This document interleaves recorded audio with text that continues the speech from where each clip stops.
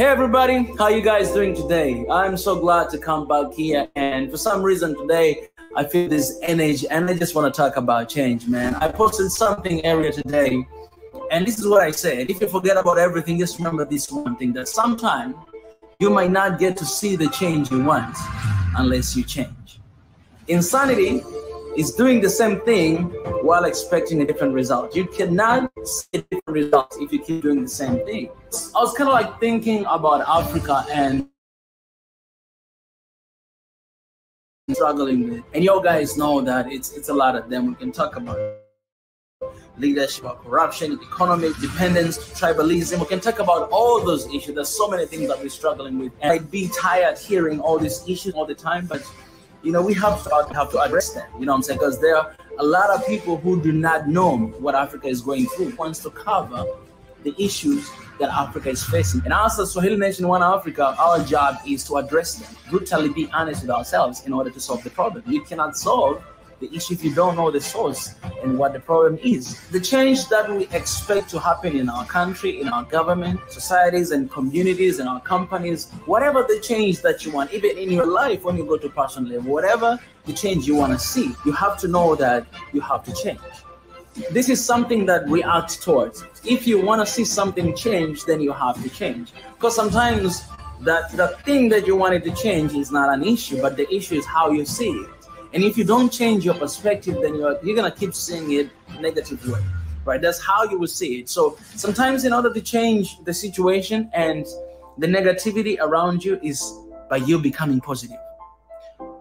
If you become positive, you will see it positive. Even if there's a negative things, but you will always, your mind will always direct you, will always elaborate things, will always lead you back to the positiveness, you know what I'm saying? Because that's where you are at the moment. And the change that we want to see in Africa, it can only happen if we do change. So instead of sitting down here and talking about change, I will go out and actually be the change that Africa needs. Hashtag proud African, right? It's very easy for people to complain, to give up, right? Because you don't have to put on effort. It's very easy to lose hope. It's very easy to do that, you know what I'm saying? Because you don't want to care. If you care much, you're going to get hurt. You don't want to love, because if you love much, you might be betrayed, you know what I'm saying? So it's better to be on the other side of negativity. It's very easy to be the side of negativity than positivity, because if you want to be in the side of positiveness, then you have to put on effort. And a lot of people these days, they don't want to put effort, you know? So that's why they end up giving up. But this is a message for you, that you are the only one who can change the situation. You can change it.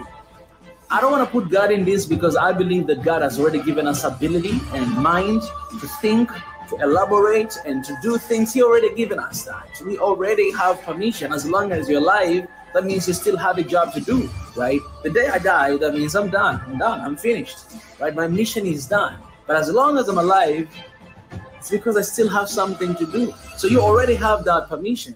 But how do you go out and work on that? How do you use the opportunity? Because life is an opportunity that God has given you and me. How do you take advantage of that opportunity to actually bring about change? How do you do that? And that's the question that I want you guys to think about today. And if you can, let me know in the comment section. And when I'm talking about change, I'm talking about, there's a lot of things you don't like it, right? Well, you can change it. As long as you see the problem, you have a solution. Things that you don't like it, I mean, you cannot love anything, everything, you cannot like everything, but there are things that can be changed. And if there's something you don't like, you cannot keep complaining, because it's insane, right? Doing the same thing and expecting different results is insanity. So you need to change. And how can you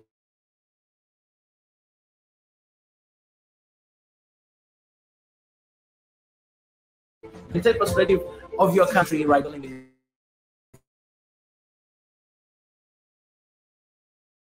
And she wrote this on her bio. It means love for the president, or for the leader. Ask yourself how you can contribute to your country. And it reminds me what, you know, love for your people or for Africa, it doesn't mean that you have to love a leader or whatever that disappoints you, because a lot of time we've been hiding under the shadow of, you know what, this government is not doing anything. You know what, there's so much corruption. No matter what we do, we're not going to be able to change. Well, love for your country doesn't mean that you have to love that leader who is screwing things up every single day.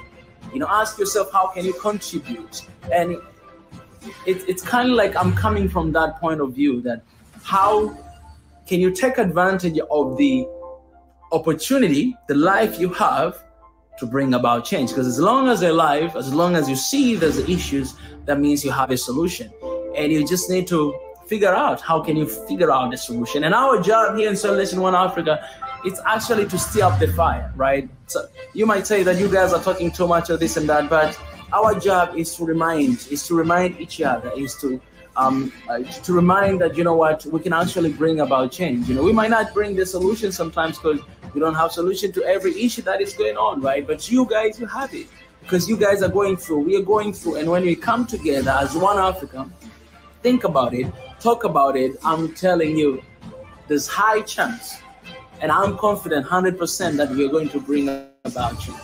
And that's why I want to reach university students, want to reach to all the students who will actually bring change to the next generation as soon as possible. So let me know, guys, in the comment section what you're thinking, what's your idea, what's your thoughts.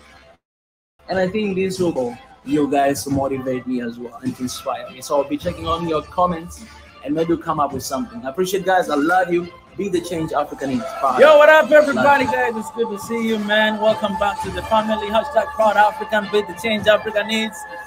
Come on, that's what we do right here, man. Hey, it's good to be back here today, guys. Welcome, everybody from everywhere you're watching, man. I really appreciate you guys spending your time and taking your time to be here. That means a lot to your boy right here, to your man. All right, you can do this one thing. All right, copy this link and share with somebody out there. It's very important. Copy this link because a lot of people, they might want to watch this. I want to share the link down there, so please share. And as well, this live stream right here. If you came here alone, do me a favor, guys. Copy this link and share with somebody. I'm gonna do the same thing right now. Copy this link, and I will share on WhatsApp groups. All right, we have a lot of WhatsApp group there, so you can just go and share there. Join us now. Yeah, man, that's thinking people they're not gonna join. Just join us now. They'll be like, what the heck is that? Anyways, guys, copy this link and share with somebody because we're having a great day, man. We're gonna be talking about Djibouti today.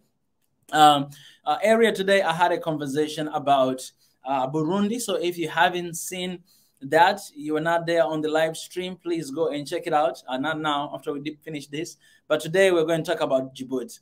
Last week on Friday, His Excellency Ezra, with other people, with other panel, we were having a discussion about the home relations, and it was an amazing discussion to talk about Djibouti, Somalia, Ethiopia, Eritrea, and why not talking about Djibouti, just Djibouti particularly, so that for those who do not know about Djibouti will get to understand it.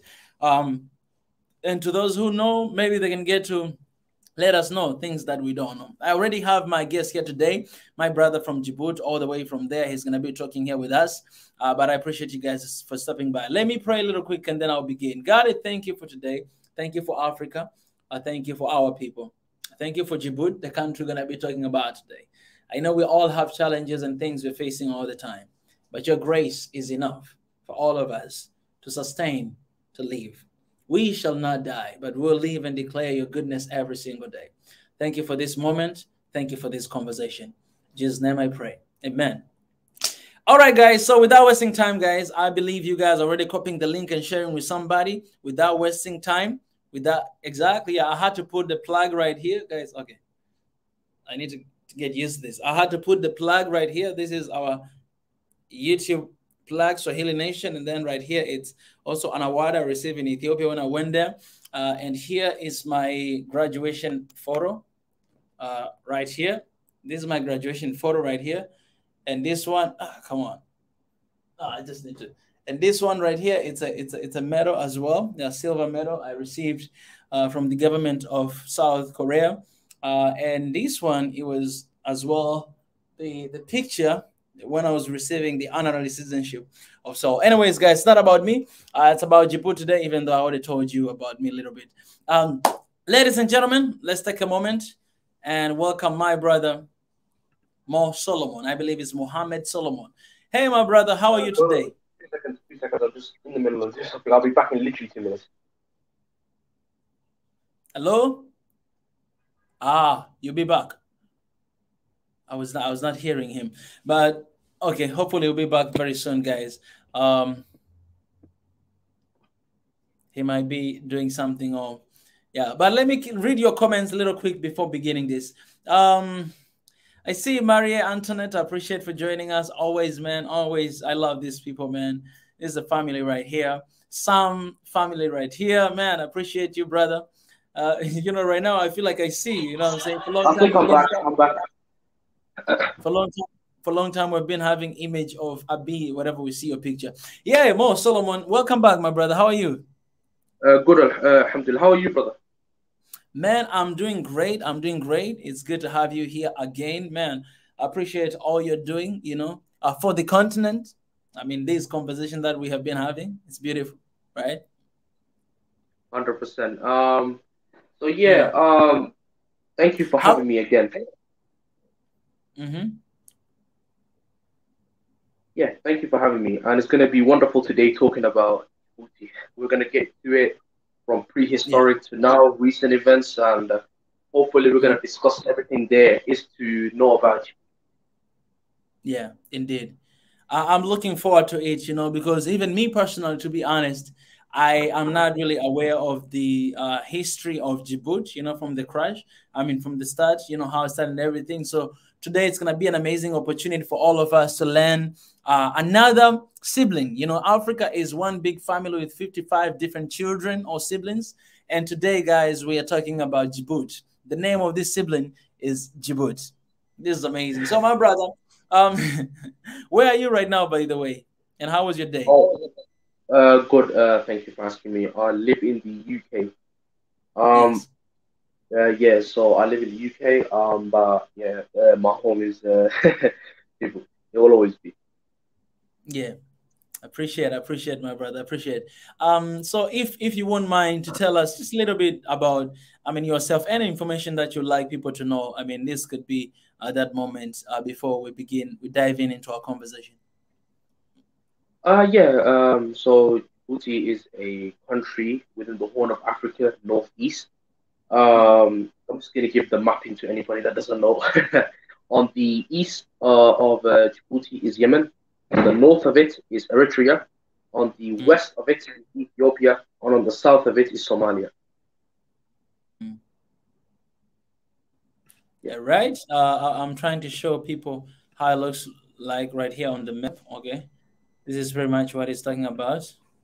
Let's see here. Um, let's make a little bit small. Okay, that's Djibouti from the African map. If you can see, guys, believe you all can see that. All right, my brother. So I think let's dive into the, history of Djibouti. Like any, if you, I mean, if you meet someone who don't know anything about Djibouti, what would you tell them, as far as concerned with the history from the very start, from the very beginning? Okay. There's prehistoric Djibouti, and at that time, Djibouti and several other countries, Eritrea, parts of Eritrea, Ethiopia, Somalia, and also parts of Yemen, at that time was called the Land of Punt, including northern parts of Somalia. The whole region was called Land of Punt, and the Egyptians at that time would sail their boats down the Red Sea to the Land of Punt, where they would do trade with the inhabitants at that time. They considered the land of Punt at that time, they considered it to be a powerful nation. They even equaled and rivaled Egypt. And in terms of like when Egypt was struggling with basically attacks from other countries, Punt would send its mercenaries to Egypt to basically stabilize and help the country and defend its borders. So at that time, there were several countries, and Djibouti was part of the land of Punt and the Kingdom of Punt, which was 2000 around 2500 BC. So it was a long time ago. And then basically off reason, there was also the Kingdom of Macrobia, which was 525 BC, and the Kingdom of Macrobia, which was Djibouti, was a kingdom that was told to be very, very rich. And people have written tales. There was a Greek philosopher who's written a tale about Djiboutians who possess so much riches that they would handcuff their prisoners in gold. So they were a country that possessed so much wealth at that time and power. And then also there was the Kingdom of Aksum at that time as well, which again some say that Djibouti was part of the Kingdom of Aksum. Some say it wasn't part of the Kingdom of Aksum. To this day, that question has never been solved. But there was strong speculations that it was also part of the Kingdom of Aksum. And if we go into the Middle Ages, Djibouti was the Kingdom of Adal. It was the 9th to 12th century. And the Kingdom of Adal was parts of Eritrea, parts of Ethiopia, Djibouti, and the city of Zeilai, of what is now known as Somaliland. So the basically that whole encompasses what's known as the Kingdom of Adal. And the Kingdom of Adal at that time was known to be a Muslim sultanate. It was a Muslim sultanate which projected power, and it rivaled the Kingdom of Abyssinia. So in that situation, Adal was a strong rival and competitor of Abyssinia, and they even had several clashes at that time. What came after that was the Ifat Sultanate, and that was the 12th till the 15th century. And this is where the kingdom of Ifat got interested, because he had actual major conflicts with basically the Abyssinians and also the Portuguese, where the Ifat Sultanate defeated the Abyssinians and defeated the Portuguese, went into Ethiopia, conquered 3/4 of it, and the leader at that time, who was known as the Arabic version, his name was Ahmed ibn Ghazi. He was the leader of the kingdom of Ifat, and he ruled modern day the kingdom of Abyssinia at that time for more than 15 years. And what happened is, until the king of Abyssinia at that time returned with his massive fleet and a massive fleet of the Portuguese, which then managed to defeat the kingdom of Ifat's leader at that time, and they basically restored Abyssinia to its Christian roots.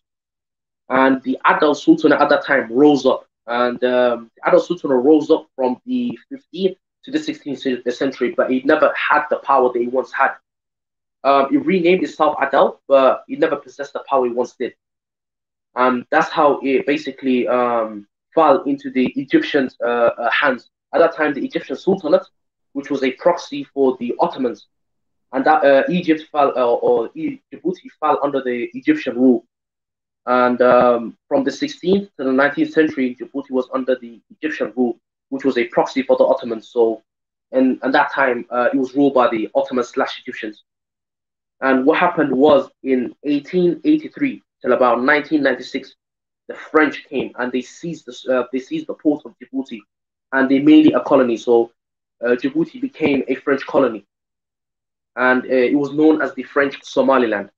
And what happened was, the French ruled it for close enough to 100 years, until the revolt of the Isses, which was the ruling clan or the ruling tribe in Djibouti.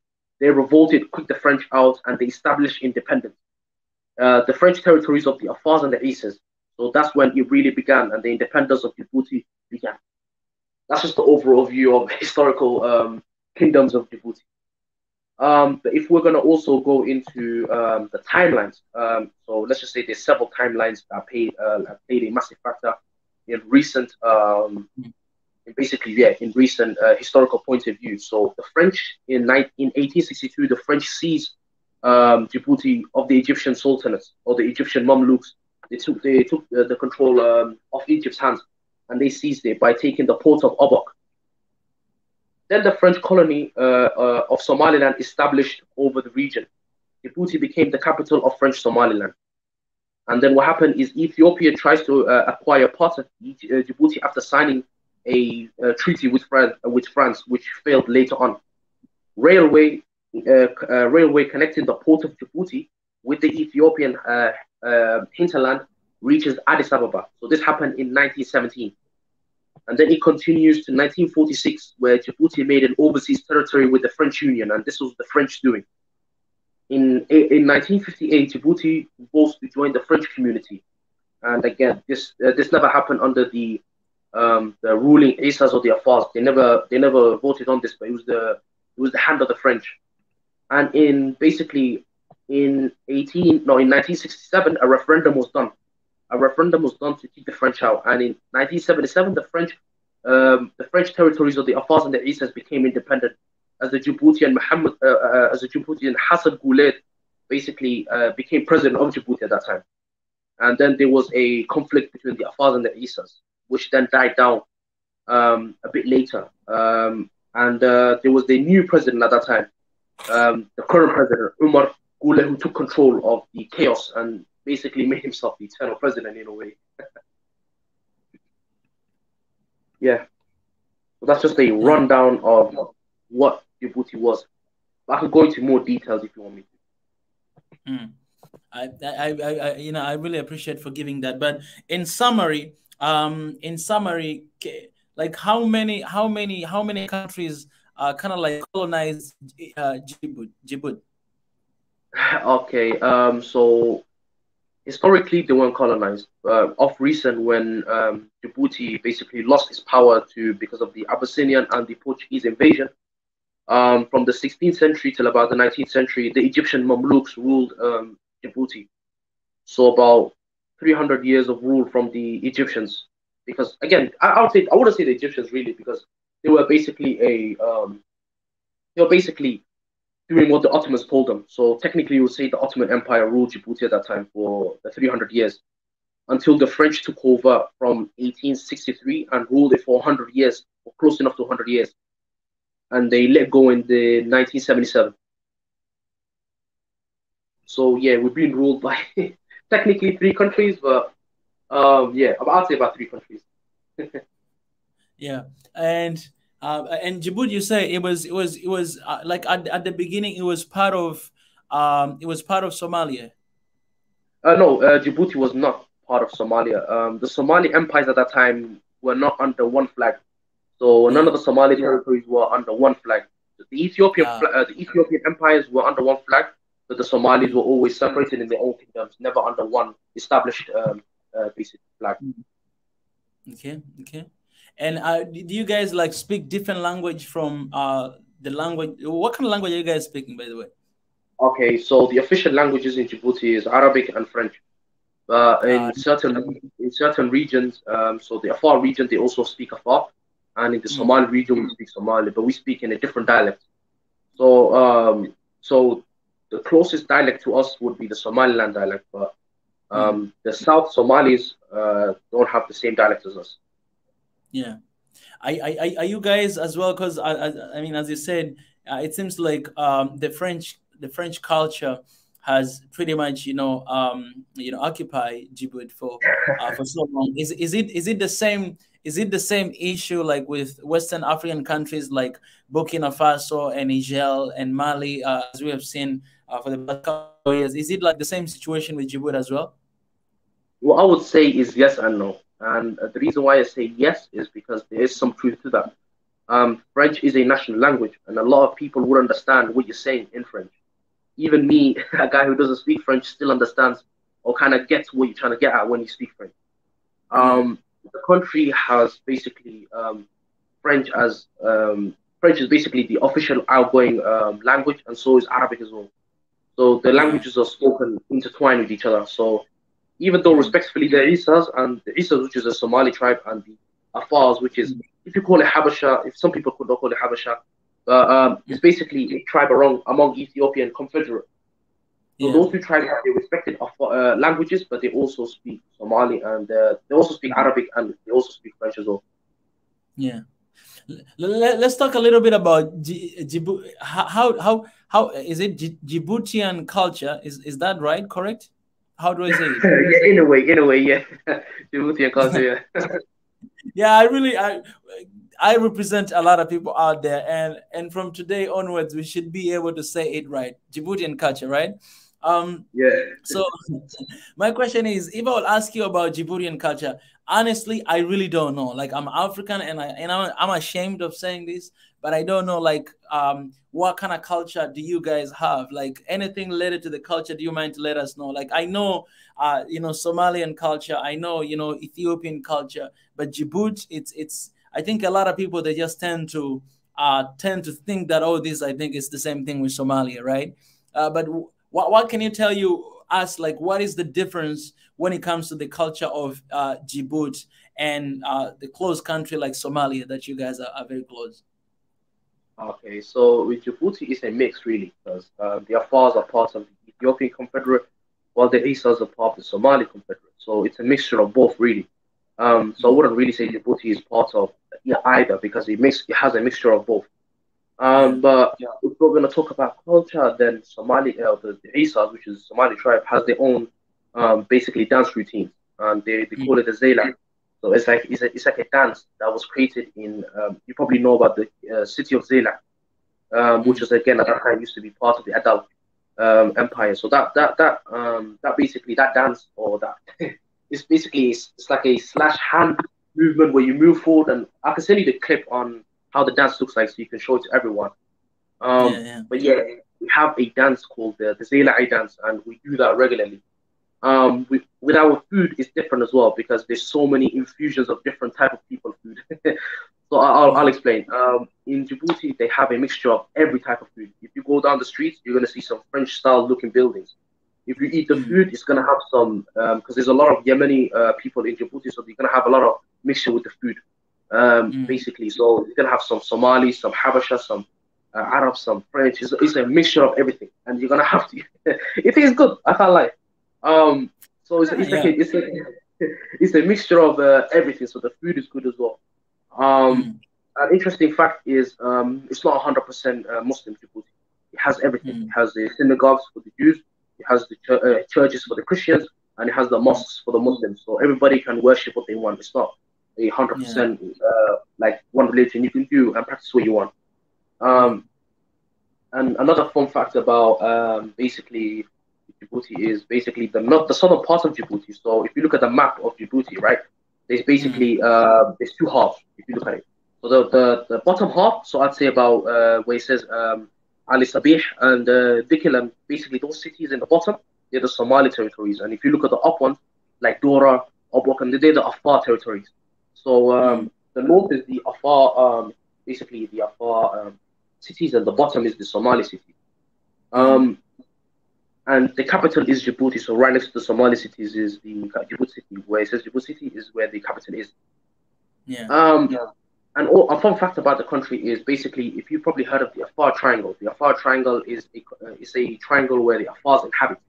So basically, it's the northern part of Ethiopia, the southern part of Eritrea, and northern part of Djibouti. It's like it makes a triangle, and that triangle basically is where the Afars live, and it also is the hottest point in the world too. So that's just another fun fact. It has the hottest in the world.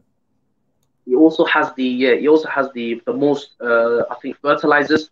One of the most basically I think after Morocco, it has the second most fertilizers made for growing crops and food in the world. So that's yet to be explored properly, but you find a lot of things. You can find gold in there. You find tons and tons of petrol. There's a lot of undiscovered natural resources there that needs to be explored. But yeah, the country has a lot of potential, and a lot of people. Again, if you look at the country, it has one of the highest GDP per capita. It's on 5,000, one of the best in Africa. Basically, even the cities itself, it's very urban. So if you go down the cities, it's not like too many. It's actually decent built roads with like decent shops. It tells you everything that you need. So it has one of the highest urban rates in Africa. And yeah, other than the negatives, like the million bases in there, but basically other than that. Let's hang in there. Let's hang in there for a while. All right, let's hang in there for a while. So do you think a lot of Africans, they do not know about Djibouti, and why? If the answer is yes, what do you think is the reason? Okay, so what I would say is depending on the region, right? I would say from about Egypt till about, I'd say Kenya, they know about Djibouti. I would say because the region and the proximity. I'd even push it down to Tanzania. Probably some do if they've traveled. But those countries on that side, they probably, even including Yemen and some of the Arab countries as well, on the opposing side because of the proximity. So I'd say those countries, up to about Tanzania, know about the country because of the proximity.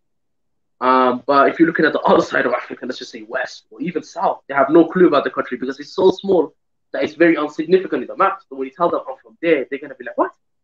And then you're going to have to take a few minutes out of your time to explain to them where And I think because of the reason why they don't know about it is because we're very quiet about the country, and I don't because we don't really talk about it too much. We don't advertise it as much as it should be really.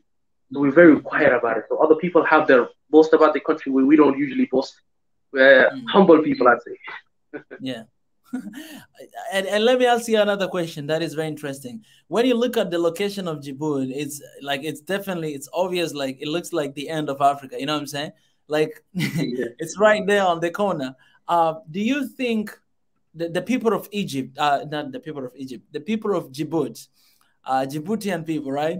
Do they Yeah.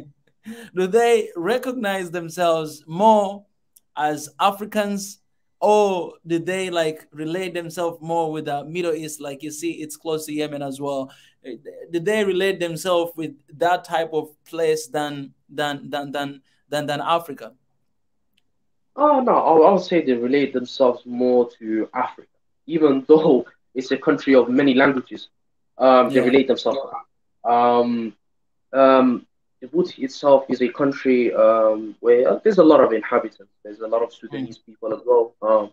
Even South Sudanese people live there too. But it's a country of many, Yeah.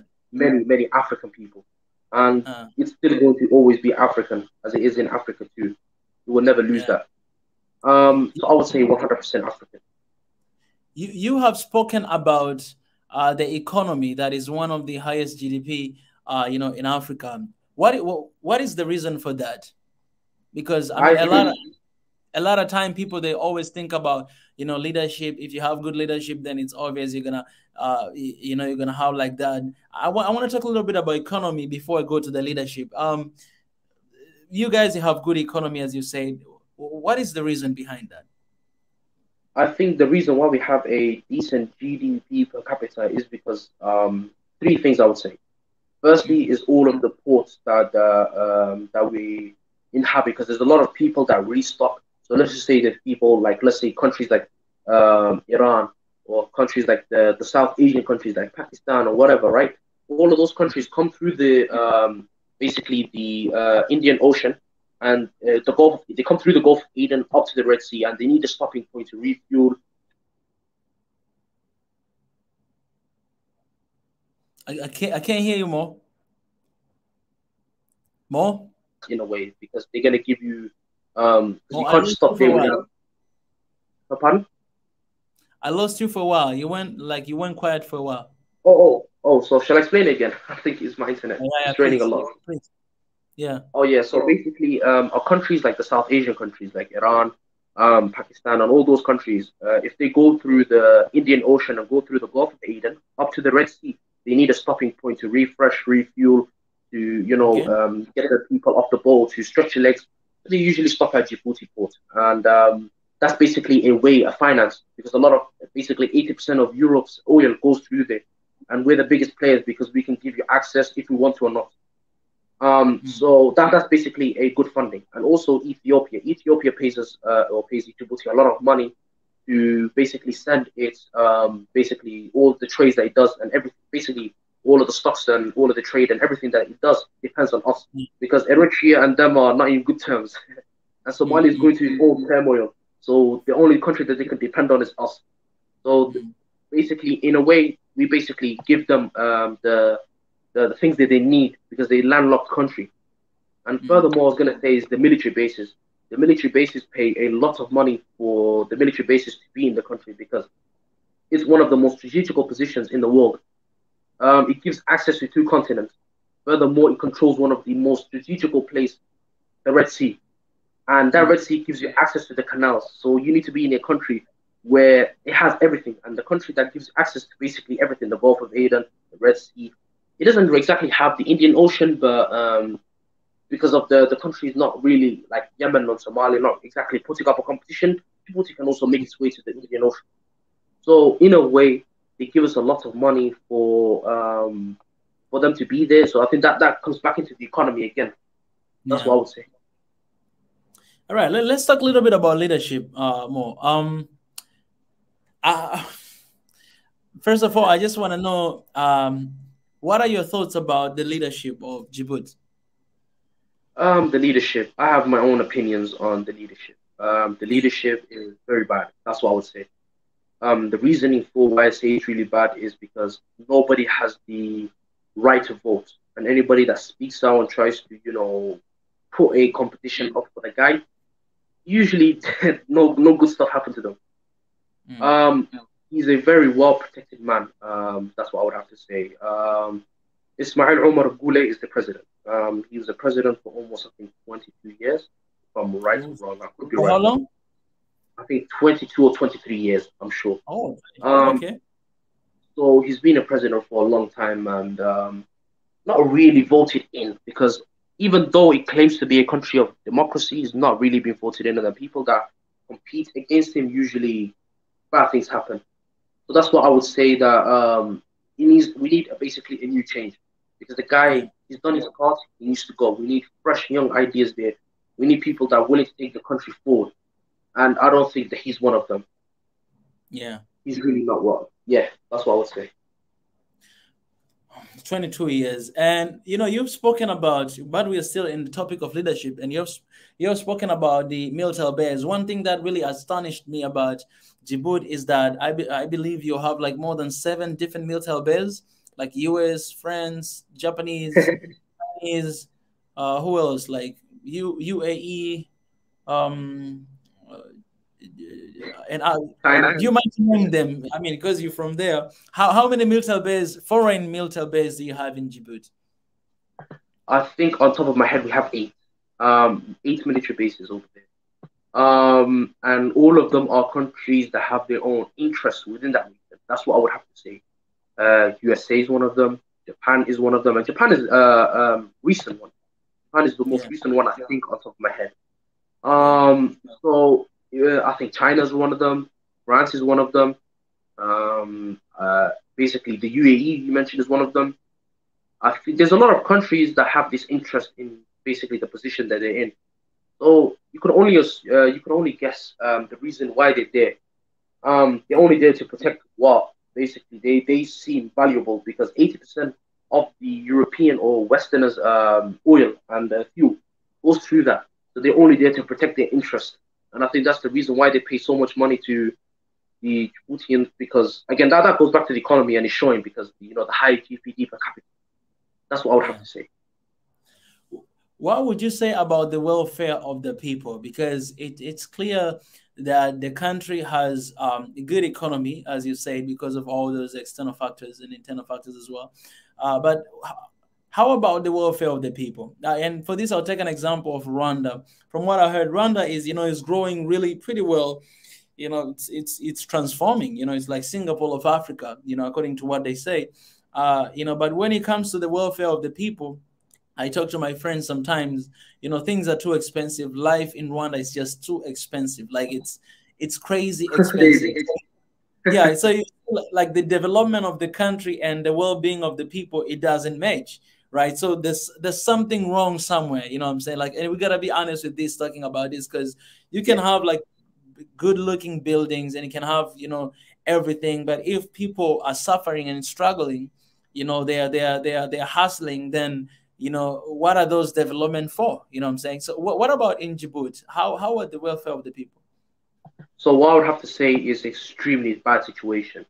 Not Oh, all of them, but a portion of the citizens in Djibouti are living basically very bad. And I think the reason for that is because of the expenses. Everything is expensive. Every single thing. There was a hotel, the same not in thing. the good condition. Yeah, everything's expensive. But there was a hotel not in very good condition, and it cost, I think it was around 70, if I remember, or $60 per night. And the hotel Wow. itself wasn't good. So it's just the expenses and the prices for everything is so high that it's driving people to poverty, and a lot of people in rural areas outside of like the main cities are suffering, and including the people in the city are suffering. Um, I think because of that situation, a lot of people are starting to voice their opinion against this government because a lot of people are suffering because of the hands of this president, and that's the Yeah. reason why I'm an advocate against him. Hmm. I I hope you I hope you're being careful about that, you know what I'm saying? Because you already say stuff about anyone who is standing, something happens to them. So finger crossed to you, my brother. No problem. So yeah, that means you haven't. When was the last time you visited Djibouti, by the way? 2017. 2017 or 2017. 2018, one of them, yeah. I'm pretty sure that you're not gonna visit anytime soon. No, after all I said. Are you planning to running for the country? Um, Basically, no. I wouldn't run for the country, but I would give my support to somebody that I think, let's just say there was somehow, somehow, by the grace of God, somehow somebody decided to, challenge or maybe go for the presidency. I would try to give them 100% support because even, nobody can be worse than the guy that's in the position right now. Yeah. That's how Yeah. I see. He's basically 100% bad. So if the guy is, let's just say, 60% bad, 40% good for the country, then it's still better chances than him. Yeah. If you get a chance today to be a president of Djibouti, Mo Solomon, what would you do? I'm still in the case of leadership. What would you do with these 8 different military bases? Which, in fact, I want to believe that maybe more might appear. You might have Indians want to open the military base there. But if you get a chance to be that person, just hypothetically, what would you do about that situation specifically when it comes to military base? In my opinion, what I would do with the military bases is I would kick them out because again, we've profited enough. The country itself has done enough to, sustain these military bases. I think it would be better for again, even if you had the military bases, but why don't you have a deal of let's say your military bases to stay, but you have to try to help find the natural resources so we can sell it off for profit or something massive in return. Because again, putting a military base in the country also risks the citizens itself. It risks Yeah, the safety of the citizens because you never know what's coming. So yeah, you're putting the citizens at risk for absolutely nothing in that situation. You're not getting nothing in return. You're not helping the people in poverty. Instead, you're helping your own pockets. mm, Um, I think he's also what I also believe is the guy is a puppet of many presidents, or he's a puppet of certain countries as well. Um, mm, he's a puppet of the Arab League states. He's a puppet of Egypt specifically because he went to Egypt about a few months ago to discuss basically what to do about the dam because Egypt really desperate about that dam. They're really desperate. They need that dam to be in their hands because again, let's just say they went to war. Even if they have better military and equipment, right? All Ethiopia has to do is send half of its military strength to that dam, and in weeks the Egypt economy can collapse. So mm. they worry heavy, and that's the reason why. I mean, I don't know why he's helping a colonial country, but he went to Egypt to discuss basic law, to talk about the dam, and it's never good when you have to do that behind your neighbor's back. Yeah, yeah, indeed, indeed. And how is that? How is the relationship between Ethiopian and Djibouti? After that, that's very sensitive thing. Yeah. So in terms of partnership, business partnership, I think it's decent from what I've heard. But in terms of trustworthiness, it's a different situation because when they created the Horn of Africa coalition, they never Mm, included Djibouti, and I think there's a reason for that because it can't be trusted. yeah. So when they Mm, created the Horn of Africa coalition, to not include Djibouti says a massive sign or mm. shows a massive signal. That's what I would say. Man, the risk of that. I think, it's always good to have like new fresh blood in the leadership. I'm saying this because the risk of that is that Djibouti, it's so significant to the entire continent, first of all, and to the entire world in a way. That's why you see, it's the only country in Africa that has a lot of military bases like that, because everybody sees how important Djibouti is, right? And this is very dangerous thing because it's very easy to ignore. It's very easy to ignore your people, knowing that I have support from everywhere because I provide A, B, C, D, and turn your back like that. But I'm glad that we're having this conversation with someone like you from that side and hearing your opinion like this because we need to bring our people back home. And I believe that not only you, but there's a lot of people like you in Djibouti who wants to see that change, right? 100%. And yeah, do you think Djibouti, let's talk about then the people. Do you think people, they feel isolated from the rest of the continent? Is that a thing in Djibouti, or it's just my guess? Say the question again, brother. I couldn't hear it. My headphones were bugging out. No worries, no worries. What is the what is the relationship between Djibouti and the rest of African countries? Do you think, I mean, Djiboutian people, they feel isolated? Is it something that, I mean, when it comes to politics, right, of the place, do you think that is the case? I would say yes. I would say yes, and I would also, yeah, actually, no, I would say yes. And the reason why I say yes is because, again, a lot of people, I would say they disagree with everything he does. A lot of people have voiced their opinions in the past about the military bases. They don't like having foreign countries, especially countries like America, which have done the damage that they've already done to many other countries, and having their base in a country, risking the safety of the citizens. A lot of people have voiced their opinions on that. Also, you have to put into context as well. Having one military base is bad enough, but having eight, God, is just, and all of them as well. But then one thing I would say that balances it out is because, again, China's there and Russia's there. So if, let's say, America wants to really get sneaky, they'd have to get bypass them. So in a way, even though it's a bad situation, I would say, in a way that they have to basically face each other. So yeah, even though it's bad for us, they still have to face each other. So that's what I have to say. Well, I'm glad that we're having conversation here about the Horn of Africa relation, because here in Swahili Nation, you guys are included. You know what I'm saying? Like, Yeah. yeah, it's wow. All right. Let's move on. I'm loving, by the way, I'm loving this conversation, man.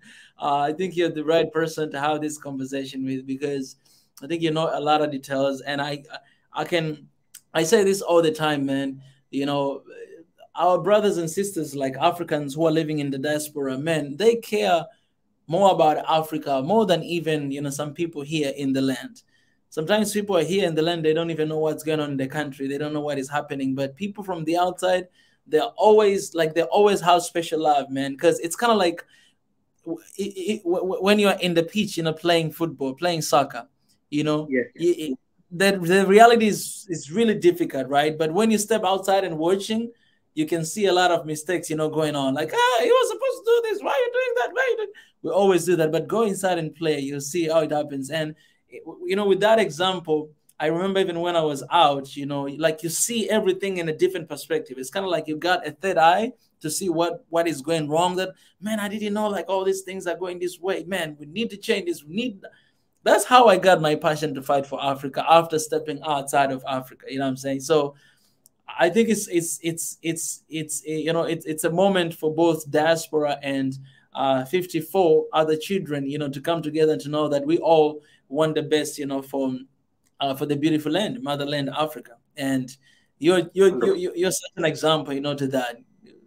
I'm enjoying this conversation, and for me, I'm just asking you questions that I really want to know. You know what I'm saying? And I think that's why this is really nice conversation. I'm loving it. Yeah. Thank you for saying that. I'm also enjoying the talk that I'm having right now, and also discussing the situation of Djibouti, and also discussing the things that the country is going through. I'm enjoying talking about it. So yeah, it's really an eye opener to see what other people also think about the country itself. It's an eye opener to see the context there is to it. So yeah, it was really fun for me to talk about it in a way, because I get to talk about the things that people don't really know about, or the ins and the outs of it. What else do you think that people, even Africans, they don't know about Djibouti? So not just the location. Location was one of it. What I'll say they don't know about it.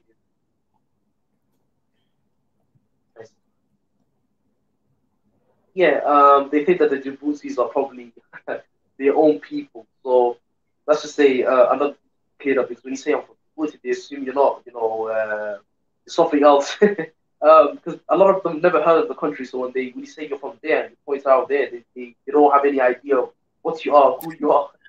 So that would be it'd be good to tell people of like that there's the two tribes, the two main tribes that that live there is the Isas and the Afars. But yeah, it's good to tell them. All right. So and apart from oil, what else do you guys have when it comes to resources? Um, so in terms of resources, there's a lot of resources that have not been looked at, and i.e., if you've probably seen the salt, you've probably seen the salt lakes in the lakes, and also there's many resources that have not been that have been found in the country but have not been explored yet, and that's the one thing that I wanted the country to be basically what was the word for it? Basically, yeah, that's why I wanted the country to, in a way, explore. Basically, that's why. What was the word for it? There was a specific word used for that. I forgot what it was, but yeah, that's why I wanted the country to be, explored. Let's just say that they are I have. basically salt. Salt Mm, is one of the main resources in the country. Petroleum. There's gallons of petroleum that's also there, but nobody really explored it. There's gold, and gold is one of the biggest playing factors in terms of the world. It's one of the most precious resources. Um, and gold is also in abundance in the country. And I think that's if I may say my opinion is I think that's the reason what allowed the Americans there. One of the reasons anyway. They also know that there's gold there, you and know, America. I have conspiracy theory, and I would say, okay, not really like that, but I would say I have my guess. Like, you gotta ask yourself this question: that why so many countries want to be there, not want to be there, they are there already. You gotta ask yourself that. Maybe what we know is not really what is there. You know what I'm saying? Like, let's think for a second. Like maybe what we know is just a shallow, but under the ground, there's a lot more we do not know. Maybe what we know is not even half of what really there. Because when you think about the military bases that are there, first of all, even the local person, you cannot go into the military base. You cannot go there. You don't know what kind of activities are being done there. You don't know what kind of things they're taken away from that land to somewhere That's else. You what don't. scares me. There could Yeah. be a backroom deal. There could be a backroom deal that nobody knows anything about, and they're basically stealing the natural resources, and we have no idea what's going on. You have no idea. You have no idea. And you have like 8 different military. That means, man, like everybody, these people, they cannot. I remember the tension. There were a little bit of tension between Japan military base and the US when they're coming to build there, because I think they are close to one another. But if you see the location of the military base in Djibouti, let me see if I can find the picture, because very interesting. I think these people, they know exactly what is in there, and they're actually like cutting into little pieces this one country, Djibouti, and sharing with one another while people are still there and suffering and struggling. 100%. That's what I also think is happening. And to put it into further perspective, I think also that the government is also a part of this. Of They've course. offered the government something. And I Mm. think that's why I say Eritrea is also good, because Eritrea doesn't even though there's heavy tension between Djibouti and Eritrea, and it's been heavy tension for since I think Mm. 1986 or something like that. There's been heavy tension. But Mm. I mean the tension was at one point so close that they almost went to war. But Wow. if we're gonna, yeah, it was that close. And it was all because of the lands in the north that they were fighting over, and who Mm. basically all what land. And yeah, it was heavy tension.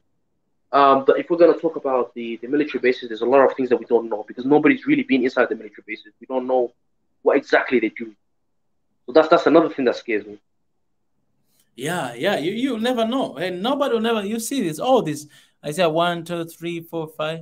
1, 2, 3, 4, 5, 6, 7, 8, 9. Actually, 9. It's 9. Ah, okay. This one is here. 1, 2, 3, 4, 5, 6, 7, 8. Yeah, it's 8. 8. This is one of the pictures. I'll find a better picture and I will show here in a second. But definitely, man. You know what really pained me is that you like, man. I you know this is why we start something like this, man. Like, Solomon, let me be honest with you, my brother. Like, it really pains me because like everything that we need to know is out there. We see look at the country of Djibouti, man. This is a small country. You have like Yeah. 8 different military bases, and all these are superpower nations in the world. And man, you have people are suffering, struggling with poverty. You are in the country that like everybody looks something and want to take something away from that place because of the location, because of the Red Sea, because of everything that is there. And nobody cares about the people. I mean, even when you have like, man, like nobody cares about the people. Not the leadership, not I mean, you cannot expect like them foreigners to care about your people if you don't care about your own people. But this is what pains me a lot because man, like even when we talk about colonialism, man, like and It's crazy. this was dishuman. Like it's not humanity. Like these people, they were not even human because man, you take everything that somebody has and yet you take advantage of the people there, you kill them and you leave them in poverty while you know that everything that you're taking is not belong to you, it's belong to them. And this is what pains me, that today in 21st century we're still facing the same issue. You have all these military bases, they take everything they want to take, which we do not know and will never know because we are so weak, very divided, and somebody else is taking advantage of the country, and people are struggling, man. Those people, they were not supposed to do that because they were born there for a reason. God placed them there for a reason. Those resources belong to those people in that place. Whatever that is in there, it belongs to them. That's why God placed them there. But you have somebody else taking control of everything, and people keep dying. They don't have anything. They're struggling life. It's expensive life. Man, you have oil, you have everything there, but it's like you don't have control of anything. And that's the same story when you go to African countries, when you go to Congo, when you go to anywhere else, it's the same thing. And it's just sad, man. Like it's sad that no one cares for you. You know what I'm saying? Like no one cares for you. No one cares for Africa.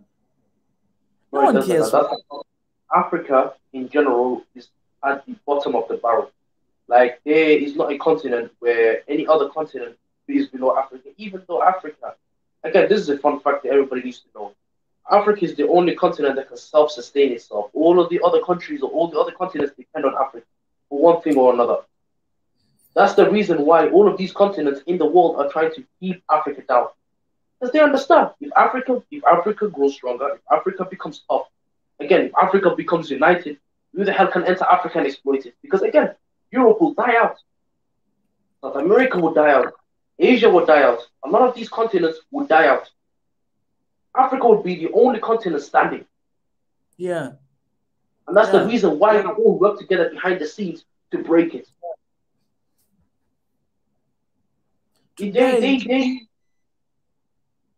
Brother, and that's the reason why I say all of these cowards that are leading the continent, every single one of them is a coward.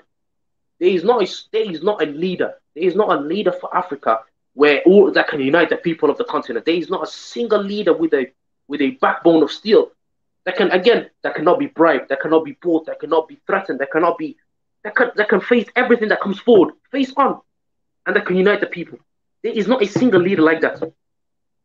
That's why everybody can just think that they come into Africa through the back door and do whatever they want. They come into Africa and do exactly whatever they want because they have nobody else to answer to. It's human nature. They're going to exploit the weak. And while Africans are over here trying to basically talk about who's the little midget or who's the tiniest midget, or basically they're trying to have a battle amongst themselves. You have people at the background laughing.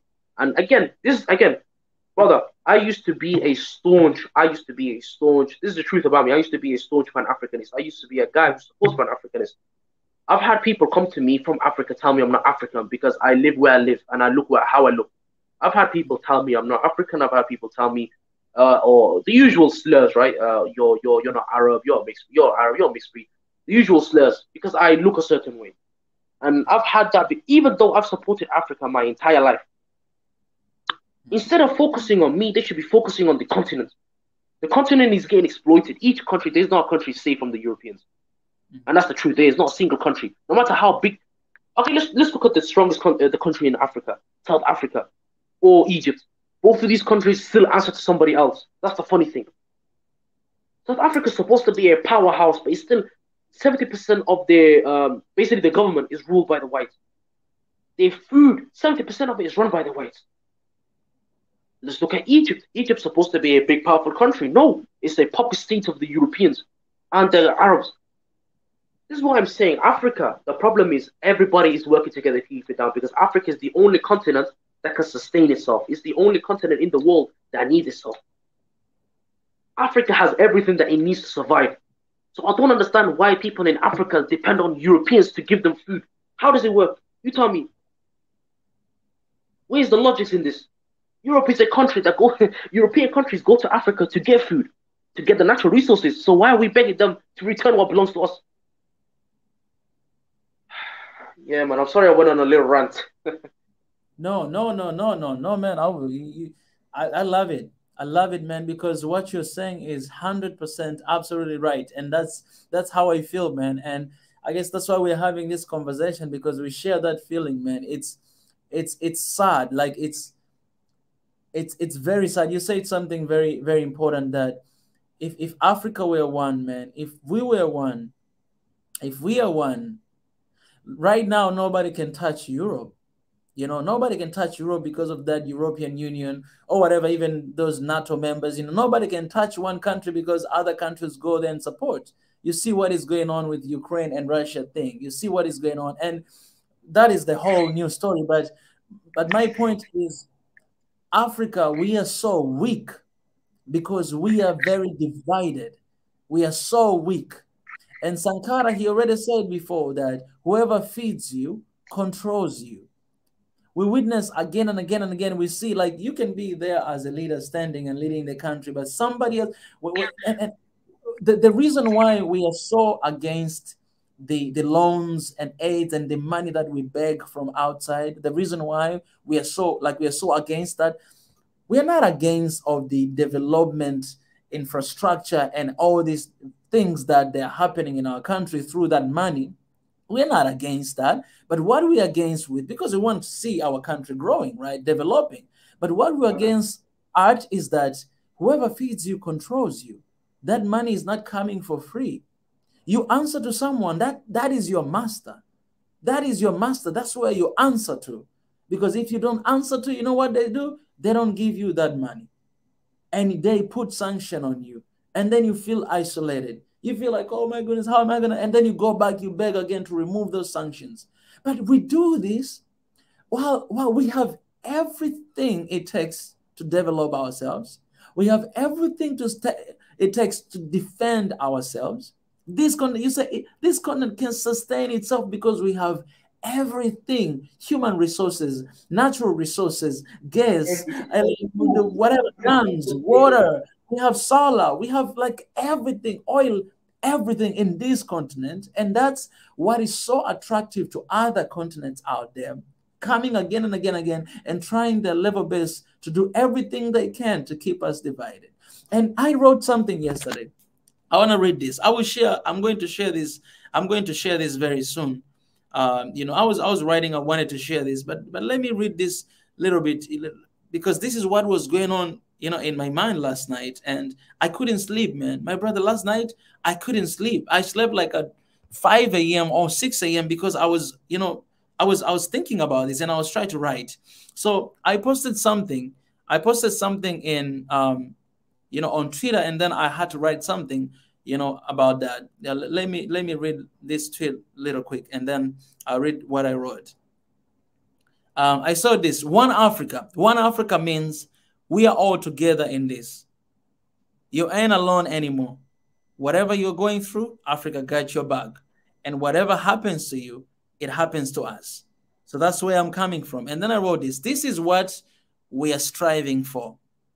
Nothing less than one Africa. We will achieve our goal if we are united.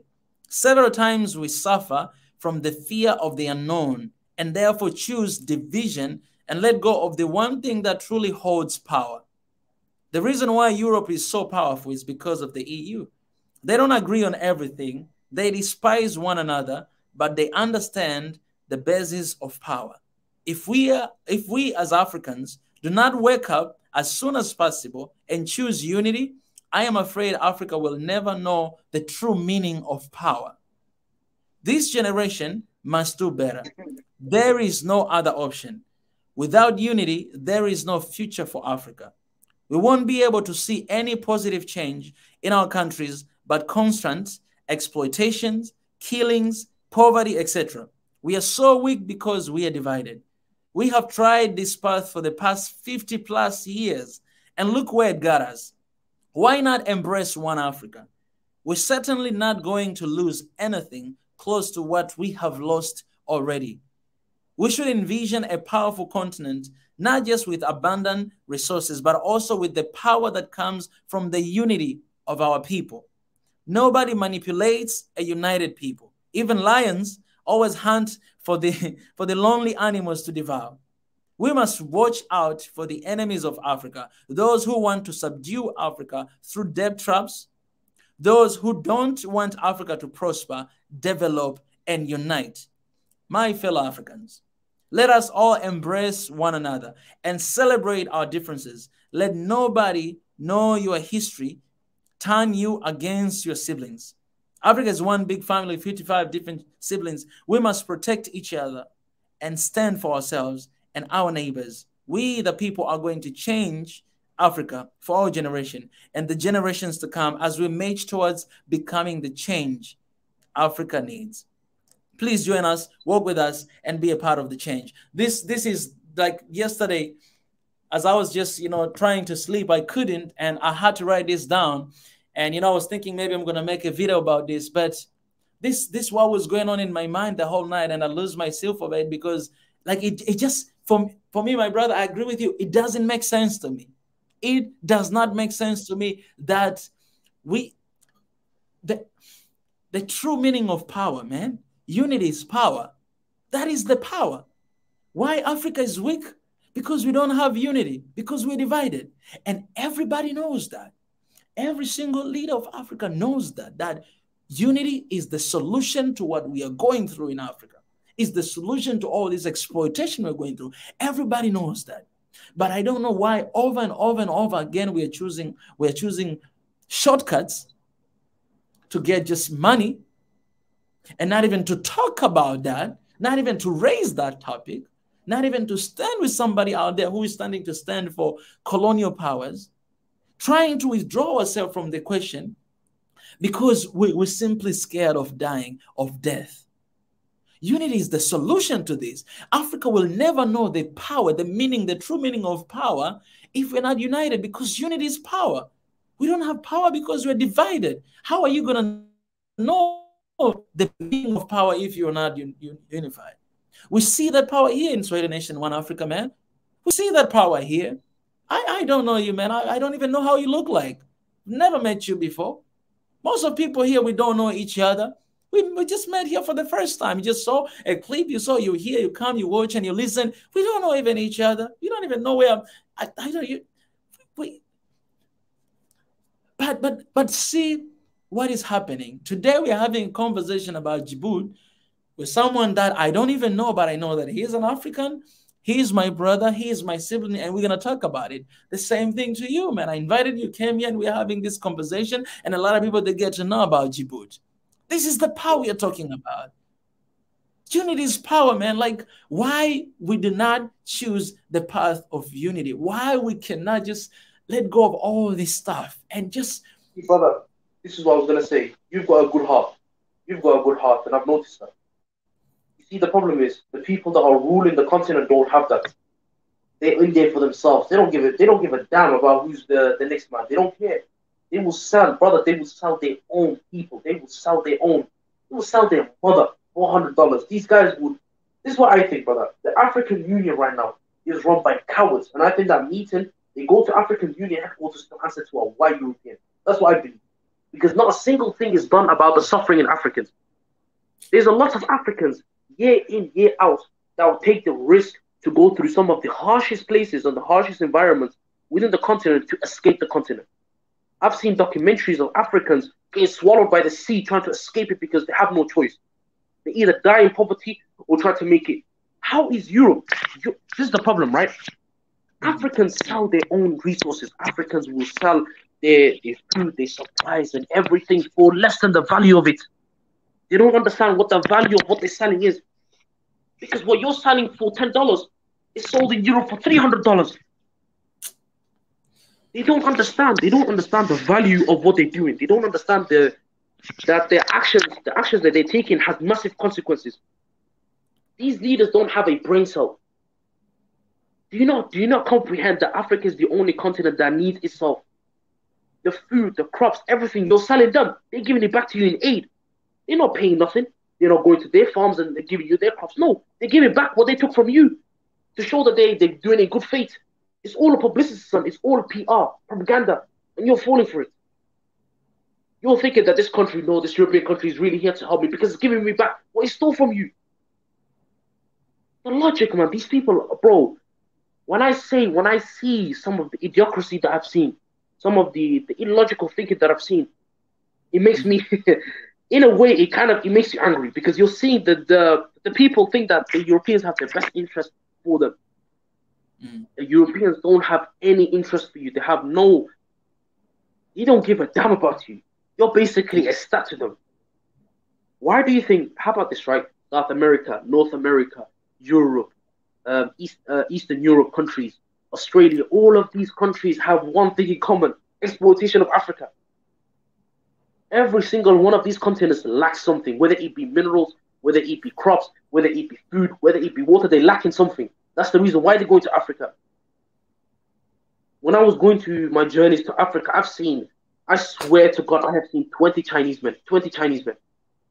And all of those Chinese men are going to different countries. And I've heard the stories about a Chinese man goes to Africa with nothing, comes out a millionaire. How?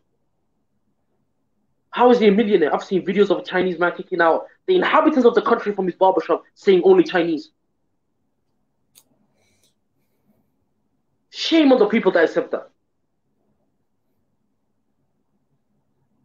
That's what I would say, brother. It makes in a way it makes you angry, man. It makes me angry. It makes me angry. I love that. I love that. That I call it, that is righteous anger. You know, that's righteous anger, man. Like it's sad that, you know, we are still sleeping. You know what I'm saying? It's sad that we are still sleeping. And you know what is more sad? I'll tell you the truth, my brother. This is sad. You know, I don't want to get it, man. I don't want to cry here, but what is more sad is that when you get a chance to talk even to leaders about these things, they don't even pay attention. Even if they pay attention, the answers they will give it to you. You like, sometimes I sit down and I watch, and then I'm like, you cannot even raise these questions because the answer they will give it to you, man, it will break your heart. It will break your heart. If you ask that, look at, we have everything that we need. Why do we constantly do this? Why do we continue begging this for this? And then the answer they give it to you, my brother, like it will break your heart. That these people, man, like it will give you a sense of, man, we are in a really bad place. Because if the leader of the country can speak like this, he or she does not see the problem of this, whatever this debt trap that we have in Africa. Yesterday, I think Biggie was showing here the list of the countries that has the most debt. You know, you show like top 10, and I even saw my country, Tanzania, was number 9, and then 10 it was Nigeria. The first one it was Egypt, if I'm not mistaken. Oh, I've got some Tanzanian friends. I've got a lot of Tanzanian friends in the UK. Good people. Yeah. Oh man. Like, so man, like if you look at that, man, and when you hear this answer, they're telling you they're answering you as if like there's nothing problem, like there's no problem. You know, politicians, you know, they're always, you know, like that. Like there's, even if there's an issue, they'll always cover. There's no honesty in Africa. There's no transparency in Africa. There's no in our politics. Nobody's honest about anything that is going on. Nobody's transparent about anything that is going on. As an African, I want the best for Africans. I'm an African myself. I want the best for my continent. And for us to achieve this, again, you have to look at how others done it. Look at the country of China when it was getting exploited from every single person. Every single European country had its hands in China.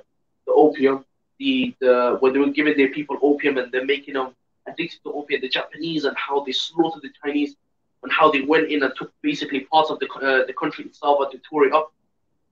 The Europeans separating Taiwan from Hong Kong and also Hong Kong as well. The heavy damage that they inflicted on the Chinese was crazy. When the Europeans went in there, they exploited it to the max. They in a way, almost cleaned the natural resources from the country. But what the Chinese done is they reminded everyone, even though the country is run by a dictatorship, they reminded everybody. They called it the century of shame because they want the Chinese to remember what happened. They call it the century of shame because it's going to be in the people's head. It's never going to be forgotten.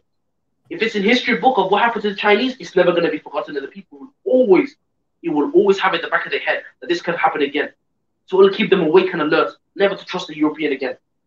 And I think that's the reason why China basically, in 3 to 2 generations, China's turned things around. From one of the poorest suffering countries in the world, where it's having massive starvations and people are dying left and right, to one of the best countries in the world, challenging USA in economy, military, power, dominance in the entire world. In about 3 generations, they turned things around. From getting exploited from every single angle, from getting their people slaughtered, they turned it around. And Africans need to use the Chinese playbook. They need to have a name for the suffering that Africans are going through. They need to have a name for it because then it's going to be in the back of their mind. And if it's in the back of their mind, it can never be forgotten. That's what I would have to say. All right. I appreciate my brother. There's one question here coming from Walsame. Walsame, he says, who do you think will replace Djibouti president? How does he think the next leader of the country will be chosen? Brother, I think it's an eternal dictatorship. I think the guy is, he's like, I think 70 something, and he's still in charge. I think it's probably some of either his closer relative or his direct descendant. I think it's going to be one of those 2 situations where either someone that he personally appoints or his eldest son. I don't know. It could be one of those, but I think it's going to be one of those. I think the country might go into chaos. If I'm honest, I think that when he goes, the country is going to have a vacuum of power for a moment. And I think a lot of people are going to be fighting for that position. That's what worries me. That's the thing. And I'm telling you, no wonder, like right now, they might be preparing the next leader already. Those who have interest with the, with the Djibouti, because that's basically what happens, man. That's what happens in Africa most of the time, man. Like someone else just put somewhere there to just do whatever the heck they want to do, with the country. Man, like, all right. There's another question here, personal. I want to ask this question. We are having an amazing conversation, and to be honest, I'll be honest with you, Mo, that I do understand when I meet someone who has given up in the fight of one Africa, or in the fight of the whole concept of Pan-Africanism. I do understand. And I understand because I'm in this position fighting for one Africa, even though I don't call myself Pan-Africanist, even though everything that we do, it's about that. And the things that we talk about, do you hear me? Yeah, I can hear you, brother. Yeah. The things that we talk about more, like issues, all these issues that we're talking about right now, it's very frustrating. And I do understand because I've met a lot of people like that who don't want anything to do with, what we are doing here right now. Some of them were here before, now we don't have them anymore because they've given up. And I think in the recent, I've shared so many different videos just to remind people, please don't give up, and all those stuff. But I really truly do understand, because sometimes you look at the situation, you look at everything, and it's constant. It's every single day there's something wrong happen. We never learn from our mistakes. We're still falling under the same trap again and again and again. Like, it keeps happening. And even me myself, I'll be very honest with you. There's a time that I'm like, God, there's a time that I pray, I say, God, why have you given me this burden to fight for Africa, to fight for one Africa? Why have you given me this burden? Because I look at my mom, you say, Mika, find a proper job to do. You should be doing something. And I'm looking at what I'm doing right now. This is what I'm doing for a living, right? And then I'm looking at the impact. I'm looking at what is happening out there. And it's true sometimes I'm a human being. Sometimes I'm like, God, why have you given me this burden? Because if it was not you giving me this burden, man, I would have just give up long time ago, because it's so much easier for me to go to my job, to work from morning to night, and then come back home, rather than staying here and talking and do this and go this and there, and pretty much putting my life on the line, receiving threats on my emails, on Instagram, everywhere, all the time. It's better to just have that life, to marry somebody, to have my family quiet. I don't even have to hide, the identity. I don't even have to have a private life like the way that I'm having right now, right? It's so much easier to do that, and to just let everything just go, So I truly do understand, because things that are happening in Africa, it's just too much. And when you're someone like who cares about Africa and fight for Africa, then you know that you will get hurt because you care. You will get hurt because you love, and you'll always feel this. This is what I was gonna say to this, because it's true what you said. Again, I'm not a Pan-Africanist because of very bad experiences that I've had in the past, because of certain Pan-Africanists telling me I'm not African enough, and many other things that happen. But basically, I do care for Africa. That's one thing that me and you have in common. We care for the continent. I don't have to be a Pan-Africanist to care for the continent. I care for the continent. Exactly. And the continent itself is basically my home. It's my ancestors' home. The people that came before me home. And this is how I think of it, right? I think of it as, if you look at the people that lived in this continent before us, if you look at the ancestors that lived in Africa before us, what would they do in certain situations? And then history comes into context. And then you have to look at it this way, right? When white people were, again, because they're only 1,000 years, their history is recorded. And before that, white Europeans were not the best of civilized, because they had no history before 1,000 years ago. If you look into it deeply, the Asians had some history. You can say that, yes, but Europeans, they had no history. How have people like the Europeans who had no history, while the Africans' history stretches back to the beginning of time, since the first man, all the way to now? Africans had kingdoms like the ancient Egyptians, the kingdom of Punt, some of the, what's it called, the Macrobians, like, some of the other kingdoms of, like, kingdom of Benin, the Mali, like, it has so many ancient kingdoms. You've had people that came and went. You had people that ruled. That you had people that explored. You had people that, basically, the continent is the first continent ever. It was the first ever continent. It's the first, like, it's the continent where the humans were first involved. It's the continent where humans left and stretched out into the other continents. It's the birth of the humans. And it's the same continent right now that is on its knees, where all of the other continents are basically breaking it apart for their own exploitation. And it all comes down to these weak, spineless leaders that we have. If the ancestors, or let's say the people that the people that we had back then, or the rulers that we had back then, rule today, I can guarantee you Africa would not be in the situation it is. I can 100% guarantee you that Africa would not be in the situation that is in. Because look at the things that the rulers back then did. I'll give you a prime example. Of the Somalis. An example would have to be when the Portuguese came in. They've tried it 2 times with the Somalis, and the 2 times that they tried it, the Somalis sunk their ships and attacked them. Look at the kingdoms of Ethiopia. I mean, Ethiopians went into Yemen and southern Arabia, and they conquered them. As a Muslim, it's literally written in the Quran that God had to intervene because the Ethiopians were advancing so far into the Arabian Peninsula that they had to be stopped. Look at the great history that Africa has, and look at the situation that it's in today. Yeah. I mean, what I would have to say to this is, it's a shame. It's really a shame. It is. I mean, Shame the on reason us. I hate the fact that when you go to other countries in Europe and people say to you, well, why don't you go back? I mean, you have racist groups in Europe, but they say to you, why don't you go back to your country? Why are you here for? Yeah. And you've got no answer to say for that. Because you're only here because, again, you're here for, everybody has their own reasons.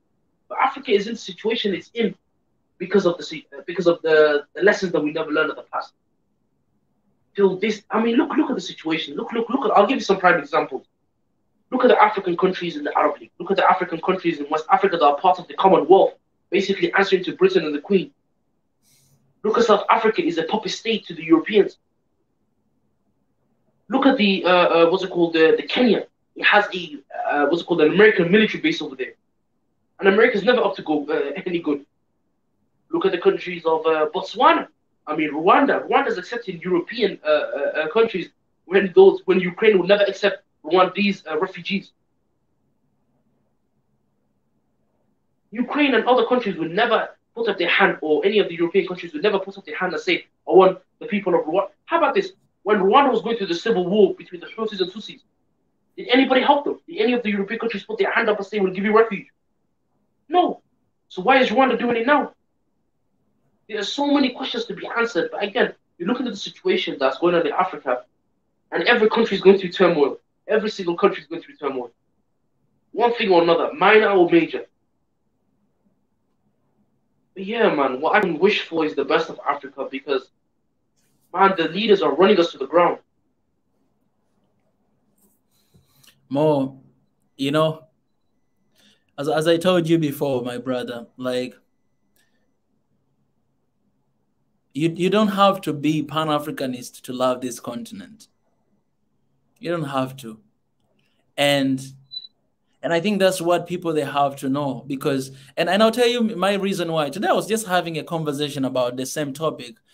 Someone was hosting me, and hopefully I'll have her here soon. We had an amazing talk about, you know, Pan-Africanism, and, you know, and then she was asking me all this question about it. And, you know, I always say this, I think people here in the community, they know, because I've always been open about this. I said, for me, I don't like label, and I've never called myself that. And of course, people, they always call because of the message that we are carrying, because when you go deep inside and you look at the message, then you understand, you know, what we are talking about, right? So people that have always been labeling that. But for me personally, I've never been calling myself that, because again, there's a different perspective about that topic. And yes, it was, you know, it's doing an amazing work, and we want to see our people united. We want to see our people, like, we want to, how can I say, we don't just want to believe, because believe is, I mean, having faith is believing something that you do not see. So in Africa, it's like the only thing we have is faith. We believe that, hey, we can do this. We have that faith, but we do not see because we are not doing it. You know what I'm saying? And I think we need young people. We need people that care about the country. We need people, young people, with the energy, the mind, and the hunger, that won't betray their country, that won't sell out their country like these old, I don't want to even swear, bro, like these old maniacs that are selling the country to basically crumbs of what it's actually worth. I mean, there's people right now that, this is what I say, brother, we have to copy the Chinese. We have to copy them, because that's the one good thing that they did, is they reminded the people of the century of shame. If you ask the Chinese right now, you know what the century of shame is, they will know. Because it's inbred in the back of their mind that will never happen to China again. China will never meet that situation again. So why is Africa accepting it? Why is Africa right now in the situation it is? Why for the past 600 years or to 500 years, Africa has been in a state that has been ridiculous. Ridiculous. Countries after countries going to African countries, trying to exploit it. trying to take them away, trying to do whatever they did, trying to do whatever they can, the most evil stuff that they could. I mean, look at what the Belgians did to Congo. You have to look at these situations, and you have to understand that Europeans don't have anything good for you. Can you attack? Can you honestly attack Germany without the NATO coming raining hell on you? You cannot do that. Cannot do that if you want to be alive. You know. Exactly. And that's how it should be in Africa. Like Africa should be more powerful than NATO. Man, 54 countries. That should be like. That should be more than anything else. You know what I mean? That should be more than anything else. Like, you know, my brother, I'll say this, man. I mean, let me say this more, Solomon. Yeah. We need you, man. We need you. Like, this community needs you. Africa needs you. And I'm talking to everybody out there who loves Africa. Because that's us. That's me. Just a guy who loves Africa and ready to do anything for Africa. Just a guy who works for Africa. That's me. That's you. That's you guys who are here and joining us today. We are building a community that is ready to do anything for Africa. It's ready to do anything for Africa. And simply because our people are in chain, we are not free. We are not independent. Like, we are celebrating Independence Day and all those stuff. Yes, our ancestors did their part to earn that, but we are not yet free. We are still in chain. We are still enslaved. And it's the hard truth to talk about. You know what hurt me? Even hurt me like more saying that, you know, there are people who were not saying that you're African because of how you look and because of how you live. And it pains me, because it really pains me, because that is the chains we are talking about. If you, a fellow African, can tell you that, and that's what we have in Africa right now, then it's very dangerous. It's the slave mentality that we have always had. That, okay, I look at you, you look different. Oh, you're not one of me. No. That's why we should be very careful, guys. I want you guys to be very careful, because there's a fine line fighting for what is right, all these movements, and being on the extremely side. Because there are people who believe that Africa is only black people, and they don't want to hear anything else. But, you know, black people, it's about Africa, black people. I don't believe that. I really don't believe, because that's not true. What about those people who don't look like me, but they are Africans? They were born here. Their lives are here. They're proud African. One day we had somebody, a professor from Morocco. We had a conversation with him, and we had to ask him that, why you guys, most of people, they don't call you Africans, or why even you guys, you don't call yourself Africans. We had a very serious talk. I think some people might, Biggie, you know, he was there. He might remember this conversation. It was really productive conversation, because this guy, like, he loved Africa with everything he got. And he was sharing some information that we never knew before. Right. And so I love Africa, but the problem, I was going to say, brother, sorry to interrupt. Brother, I love Africa. The problem is, it's my continent. It's where my people are buried. It's where my ancestors are buried. It's where I hope to be buried. But the problem with that is, like, with the continent of Africa is the narrative, brother. The problem is, if I don't look a certain way, I am not African enough, and people need to teach me. They need to understand that Africa is not about how you look, it's about if your country is in Africa, if your ancestors are in Africa, if you love the country. Africa, one of my friends, Mo, I lost you for a second. You know, my friend told me this before. He said, Africa is not a place. He said, Africa is people. Think for a moment. If somebody tell you that Africa is people, Africa is not a place, then it reminds you of all these Africans, our brothers and sisters that we have. They are scattered all over the world, right? Then just the fact that maybe you are living in Jamaica or you're in the Caribbean, does that make you not African because you're not in the continent? No, it doesn't make sense.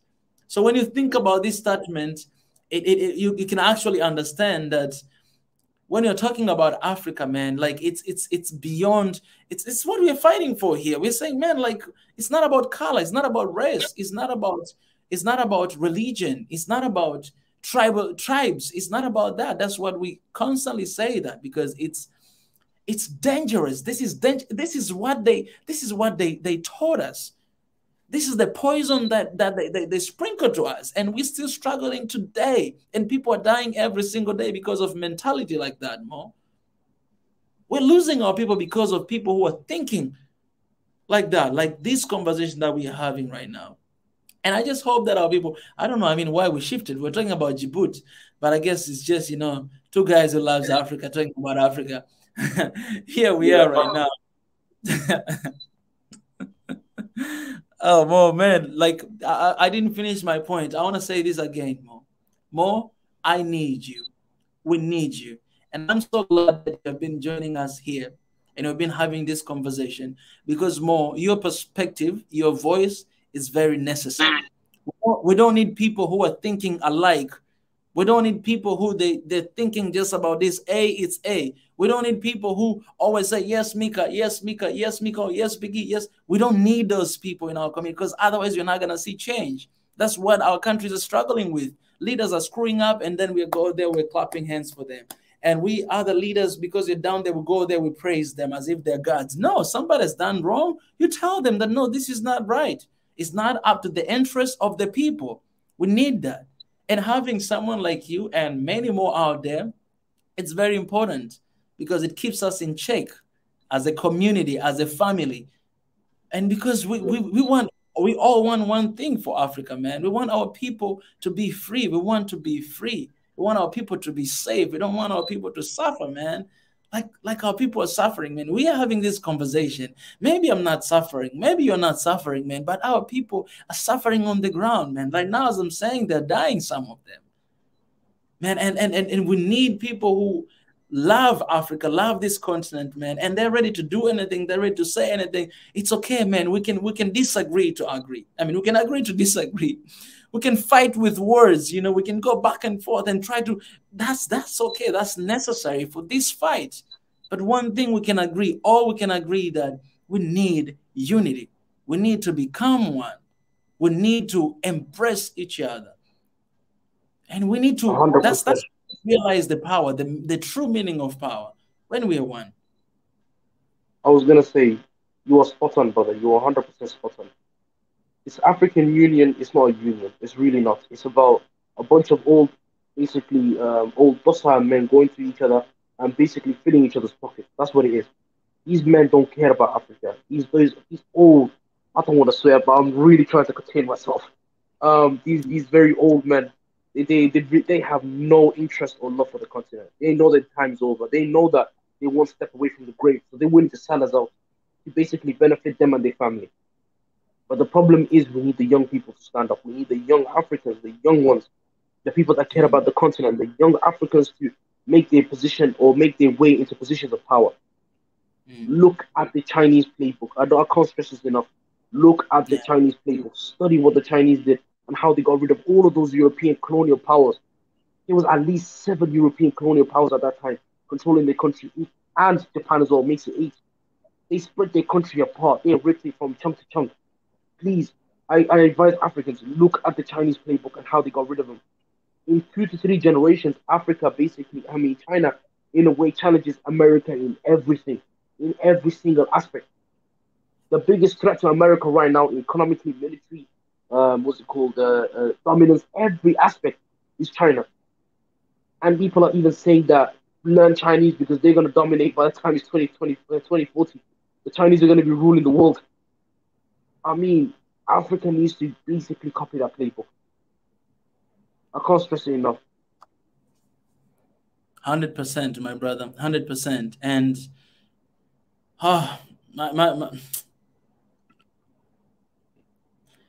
man, I appreciate you more, and I don't know. I always get emotional when I meet people who like really cares for this beautiful continent. I hope one day, man. I hope one day we'll be in Djibouti. More. I hope one day we'll be there. um, and we'll be celebrating and cheers, like um, yeah, for the turn up. I do hope, and it's my prayer, man. It's my prayer Yeah, my that prayer things too. will change with our determination and what we are doing today. It's affecting. It's doing something, and the next generation, I know, will do so much better than what we do today. So Yeah, brother. I mean, thank you for having me, brother.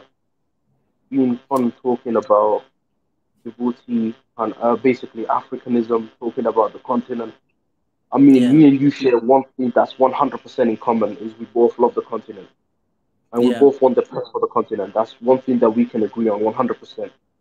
yeah, Um, I mean, yeah, I mean, I'm gonna be joining the show. I'm gonna be talking a lot more. yeah, Yeah, please invite me because I would like to give my opinions on certain things. mm, I mean, I can give you an idea of what the next show could be, like the old Kremlins that lead this continent. mm, I mean, that could be a show. But yeah, brother, we should really make this topic about, these old men that are leading Africa to the ground. mm, I mean, if Africa cut ties with every single person, African continent would be the only continent to survive because every single one of them would fall. You think Europe would survive without the necessities from Africa, all of the minerals and everything to keep their industrial revolution running? No, they would fall in mm, weeks. That's why they work together so hard to keep Africa down. mm. And it's crazy, man. Yeah, thank you for having me, brother. I feel you, my brother. I feel you. I wanna give you a chance, my brother. Anything that you wanna say, for the last, I mean, like for a couple of minutes, either it's about Djibouti or about like anything that is in your heart, man. Like I just want you to be you and pour out your heart, man. Yeah, thank you. On the Djibouti part, I worry that when basically the president steps down or the dictator steps down, there's gonna be a vacuum of power, and Mm, that vacuum of power can cause a lot of troubles. And the American or the military bases that are there can exploit this, so that can be a massive problem. If you're thinking about it from that angle, it could be a deadly problem because that can collapse the country. So I have many worries. I have many, yeah, many worries. Worry number two is again, you're seeing the situation with basically the situation with Ethiopia and Egypt intensifying day by day.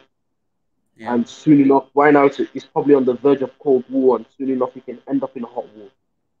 And the problem is again, if those again they both it's crazy. And if you look at the situation that's happening in South Africa, basically the economy, the presidency, the food industries, a lot of the major factors in that country is being controlled by people that are not African or people that came in a very bad time period in South African history, and they're still running certain things to this day, which is not good. Even if you look at the West African countries, the French has a massive grip on them, a yeah, massive grip. The French has a massive hand in there, and they basically play a massive political role in those countries. The North African mm, countries, look at the situation in them. Look at the situation in Libya, where the tribes in Libya are fighting amongst each other for power while the Europeans are taking chunks of the country. Look at the mm, situation in Morocco and Algeria, where both countries can't stand each other. I mean, they were at one point at the verge of actually going to a war. Every country in this continent is fighting. Look at Somalia. I mean, Somalia defeated the Americans in '93 when they tried to mm, come in there when Somalia was going through a turmoil. Then the Somalis defeated the Americans, and now they've been given a free access to make their way back.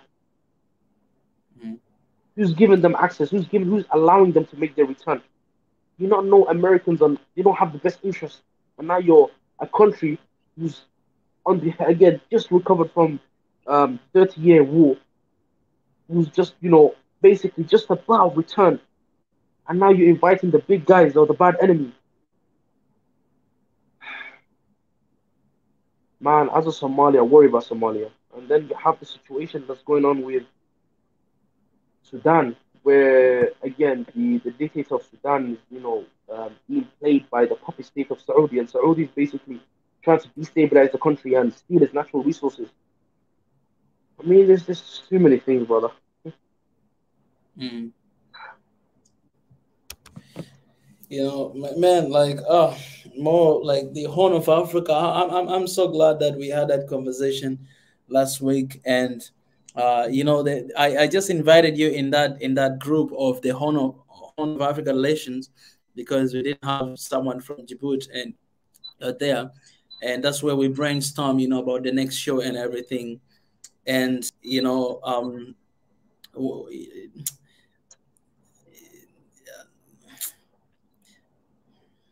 anyways, man. Anyways, um, yeah, yeah. I mean, we've covered basically every topic. What I can say about that is, yeah, brother, you've got a good heart. And what I can say about that is, if there was anyhow in any situation, brother, you decided to, take a government stance or maybe move up, into certain powers, you have my 100% support, and I will support in any way, shape, or form. So I Uh, just need to let you know with that one. I'll support you, 100%. my brother. I agree with a lot of your ideas, brother, and that's why you got my support. I appreciate. That means a lot. That means a lot hearing that from you, brother. 100%. Appreciate. Mo, I want to thank you, man. I know you are doing a lot and you're busy, and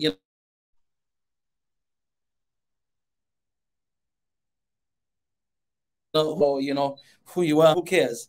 You know who you are, man, and you're African. You're proud African, and we acknowledge that. We appreciate that, and we're gonna have the next show of the Horn of Africa, because that's the topic that it needs to be extended. And I know His Excellence Ezra will give a heads up about that. That's something that it needs to be very regular, spoken. Like for me, I wish like we could have like even like a week, talking. I mean, every week, talking about that. But yeah, we'll see how it comes out, and keep doing what you're doing, my brother. And you got my number. I got yours. Anytime you want to talk about Djibouti, there's exclusive news. There's a exclusive topic you want to talk about. This is your family. This is your place. Just let me know. We'll go live and we'll talk about it. 100%, brother. I look forward to, and I'll be Yeah. 100% in the group chat discussing Yeah. situations that come up. Thank you for having me, brother. I appreciate someone. Love you, my brother. Oh, your name is Mohammed Solomon, right? Yeah, Mohammed Suleiman, but I wrote Solomon because people can't pronounce it. Suleiman. All right. That's a good one. Suleiman is the same as Solomon. Yeah, so it's like the equivalent of Solomon, yeah. It's Yeah. like the Muslim version of yeah. That's what it is. I'm glad. I'm glad I know your name now. I hope that's your real name. Yeah, it is. Because they have a lot of fake names right here, man. Um, I appreciate my brother. I love you, man, and I'll see you very soon. Talk to you very soon, brother. Thank you very much. All right. Well, guys, dang, this was powerful conversation, man. I don't even need like to read comments to know if it was good or not good, but it was powerful conversation. It was just coming from a guy who wants to know something about Djibouti and did not know. And in a way, it was a moment for me to decolonize my mind. Let me say this, guys, sometimes I gotta be this honest that we are all selfish. And sometimes I do things for me. I gotta be honest with you. Sometimes I do things for me. Me sitting here and talking about Djibouti, guys, is because I didn't know things about Djibouti. And I'm guilty for that. But if you don't know about something, what do you do about it? Take an action. Say of an action. You don't know about something, what do you do about it? We have had conversation about Angola. I didn't know things about Angola. We had conversation today about Burundi. I didn't know things about Burundi. And it's just here, next to this country. Now we're talking about Djibouti. I didn't know things about Djibouti. Why we are not united? One of the reasons because we don't know about each other. We don't even know where Djibouti is. We don't even know. I was somewhere in this continent, and somebody told me, where is Burundi? And I was like, you are in East Africa and you don't know where is Burundi? That's why we're not united. We're not interested in other people, in other countries. I am decolonize my mind, because I'm not gonna be here and be like, guys, we're going to decolonize your mind. No, my mind needs to be decolonized as well, because I'm not a perfect human being. And let me decolonize another person's mind here in the comment section. I saw one comment that I want to reply. You caught my attention because I saw, okay, watching the Hawk. I gotta respond to you, man, because I think you need to know some stuff. All right, this is what watching the Hawk says. He said Julius Nyerere never supported the unification of Africa, and he is one of the so-called African heroes. African heroes are created in Europe. They gave us traitors as heroes to emulate. I don't know why my brother, I don't know if you're my brother or sister, but I don't know why you're so negative, first of all, that African heroes were emulated in Europe. I don't know why you want to give credits to European for our heroes. We can talk about Kwame Nkrumah. Yes, he started there, but you know what he has done. We can talk about all this new Julius Kambaganye. Everybody can talk about, Kaunda. You can talk about, there's a lot of them, guys. Sometimes I forget, but I want to point something. Julius Nyerere never supported the unification of Africa. Let me tell you one story. All right, it's clearly you need to study more about Nyerere, and you need to decolonize your mind. You really need to, because this is the problem. So let me tell you something about Nyerere, how he fought for this. So, and I uploaded this video on Swahili Nation here. I wonder why you didn't watch. I uploaded here like a long time ago, maybe the beginning of this year or last year. So this is what Nyerere said. Before the fight for independence, he gave a proposal that why don't we become one, be united as Africans, like together. And then after being united and being one, let's go and fight for our independence. That was Nyerere's suggestion. Julius Kambalaga Nyerere. Why don't we come together, unite first, and then go ahead and fight for unification, fight for independence? A lot of leaders didn't agree with him. They disagree with him. They said no. And you know what happens? So each country, they started to fight for their own independence. Then you have Ghana, you have those countries. Everybody started to fight for their own, and some of them, they were really late, like, South Africa, you all know the story. But, still, even after he gained independence of Tanzania, he began to support other countries that they were not yet independent. You can talk about Frelimo. Frelimo is one of the political party a long time ago that supported, I think it's the country of Mozambique. The headquarters of Frelimo, it was here in Tanzania, Dar es Salaam. Here in Tanzania. Today, we don't need visa to go there because they were here. Even their first leader, he was assassinated here in his office.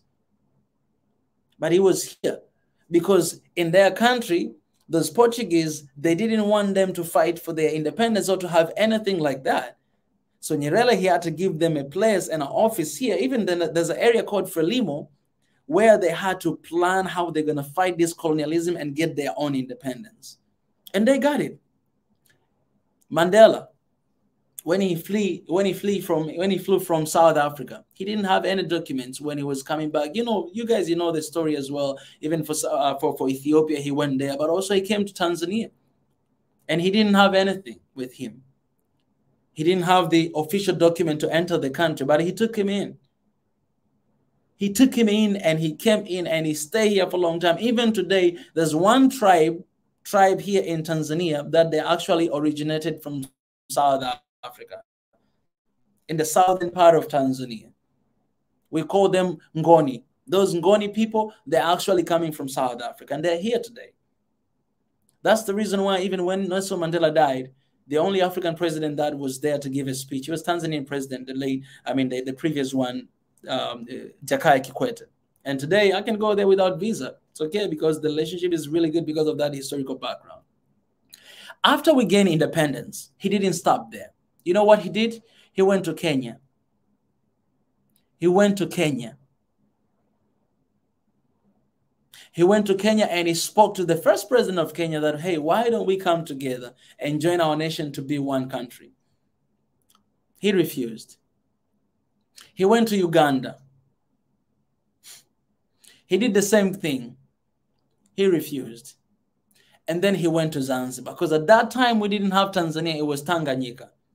He went to Zanzibar, he talked to Mwinyi, and he agreed. And that's when the United Republic of Tanzania was formed. It's the only country in Africa that is united. That is history. That is the truth. That's what happened. The only country in Africa that is united. Two countries were united. And that's why we fight for one Africa. So it makes sense seeing me fighting for one Africa, because I see. And so I hope this little bit of knowledge will decolonize your mind and give you a little bit of perspective. And when you talk about things like this, you really need to go to study first instead of just, talking. Go first and study. Everybody stumbles. I remember there was a time that all these leaders, nobody was perfect. I'm not here to say that they were perfect. But I remember there was a time that even Nyerere himself, he apologized to Kwame Nkrumah, because they didn't, there was a time that they didn't believe in the idea that he introduced, he said, right? Kwame Nkrumah, what does Kwame Nkrumah say? He says, Africa must unite. What does Nyerere say? Without unity, there's no future for Africa. That's what Nyerere said when he went to Ghana and gave his speech. And I shared here, guys, so many times what he said. Here, where is that? Let me show you here, okay?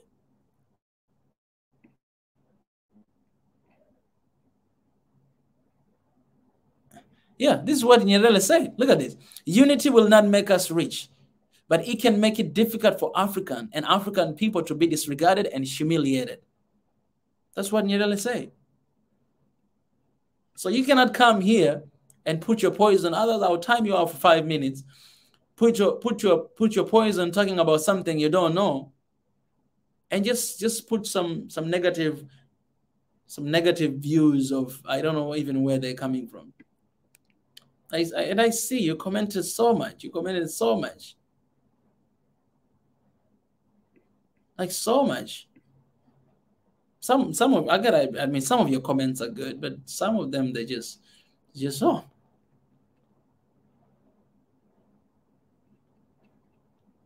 Anyways, you're one of us, and you're our people. Sometimes you can agree to disagree, but for that I just had to address to help you out, because it's very dangerous believing like that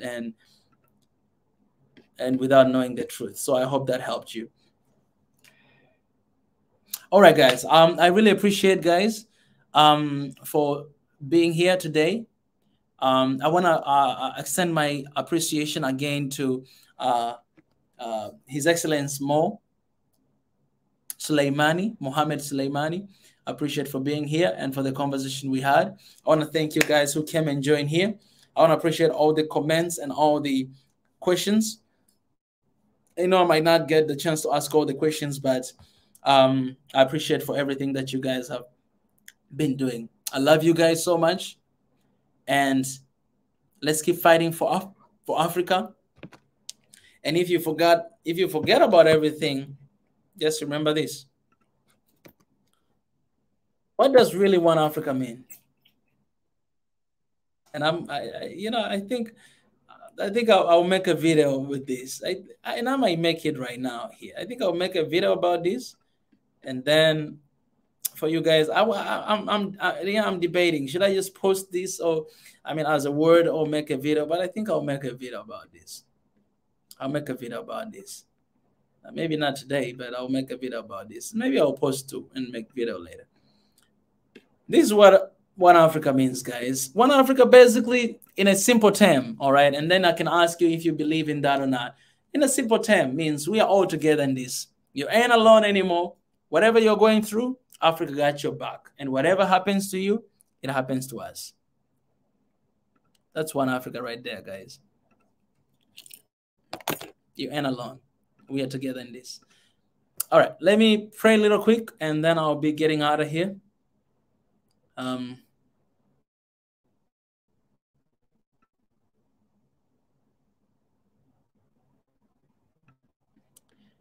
Okay, God, I thank you for this amazing conversation that I had with Mohammed Suleiman today about the beautiful country of Djibouti and Africa in general. We Africans, we're tired of so many things that have been happening in our beautiful countries and this beautiful continent. We're coming together, Christians, Muslims, and even those who don't believe in anything, if they're here. Whites, black, yellow, green, blue, whatever it is, God, we are coming together in a spirit of One Africa to ask you that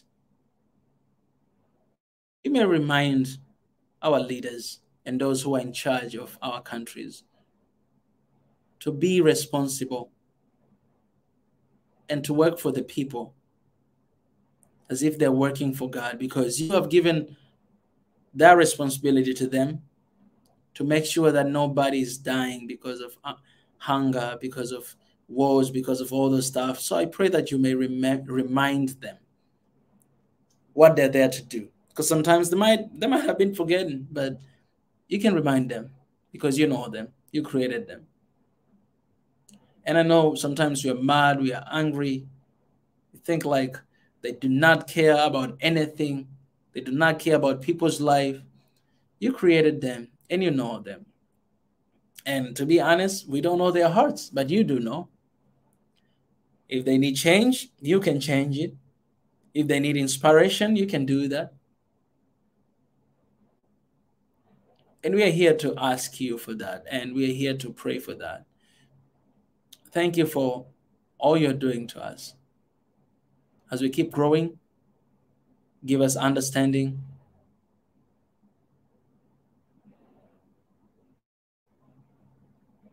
and knowledge about each other.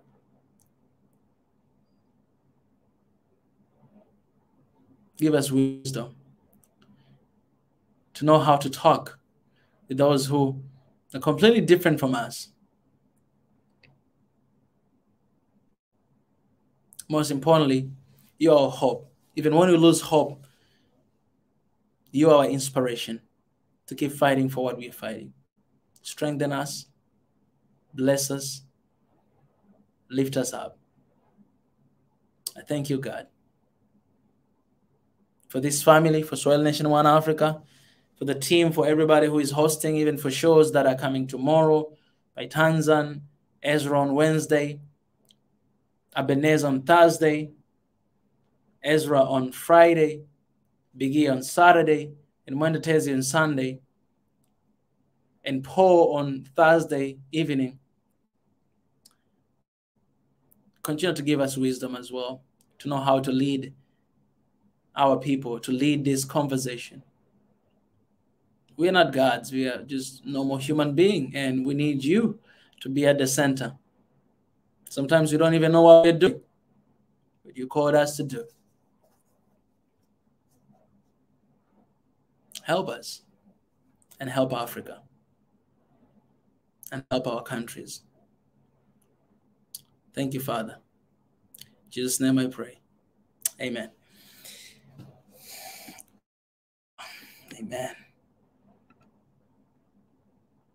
That was the longest prayer I've prayed.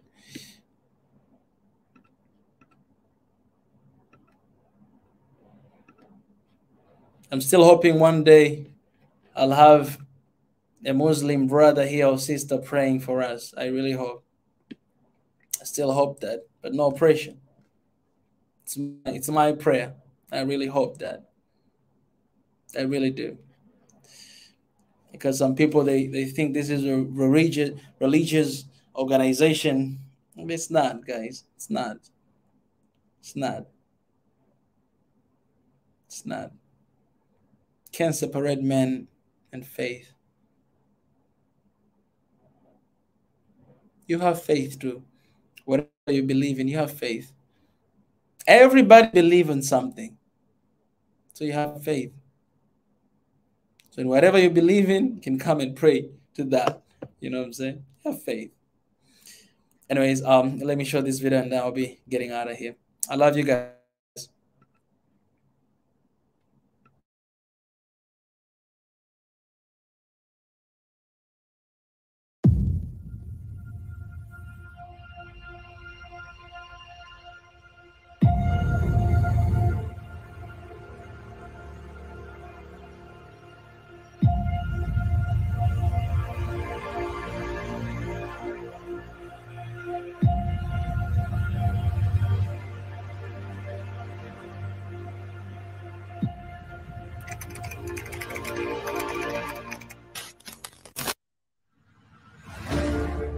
Hey everybody, how are you guys doing today? I'm so glad to come back here, and for some reason today I feel this energy and I just want to talk about change, man. I posted something earlier today and this is what I said. If you forget about everything, just remember this one thing, that sometimes you might not get to see the change you want unless you change. Insanity is doing the same thing while expecting a different result. You cannot see a different result if you keep doing the same thing. I was kind of like thinking about Africa and the things that we always talk about and we're struggling with. And you guys know that it's a lot of them. We can talk about leadership, corruption, economic dependence, tribalism. We can talk about all those issues. There's so many things that we're struggling with. And maybe you might be tired hearing all these issues all the time, but you know, we have to talk about them. We have to address them. You know what I'm saying? Because there are a lot of people who do not know what Africa is going through, wants to cover the issues that Africa is facing. And as a Swahili Nation One Africa, our job is to address them, brutally be honest with ourselves in order to solve the problem. You cannot solve the issue if you don't know the source and what the problem is. The change that we expect to happen in our country, in our government, societies and communities and our companies, whatever the change that you want, even in your life when you go to personal level, whatever the change you want to see, you have to know that you have to change.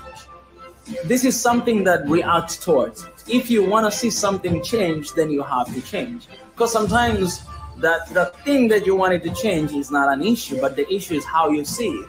And if you don't change your perspective, then you're going to keep seeing it negative way, right? That's how you will see it. So sometimes in order to change the situation and the negativity around you is by you becoming positive.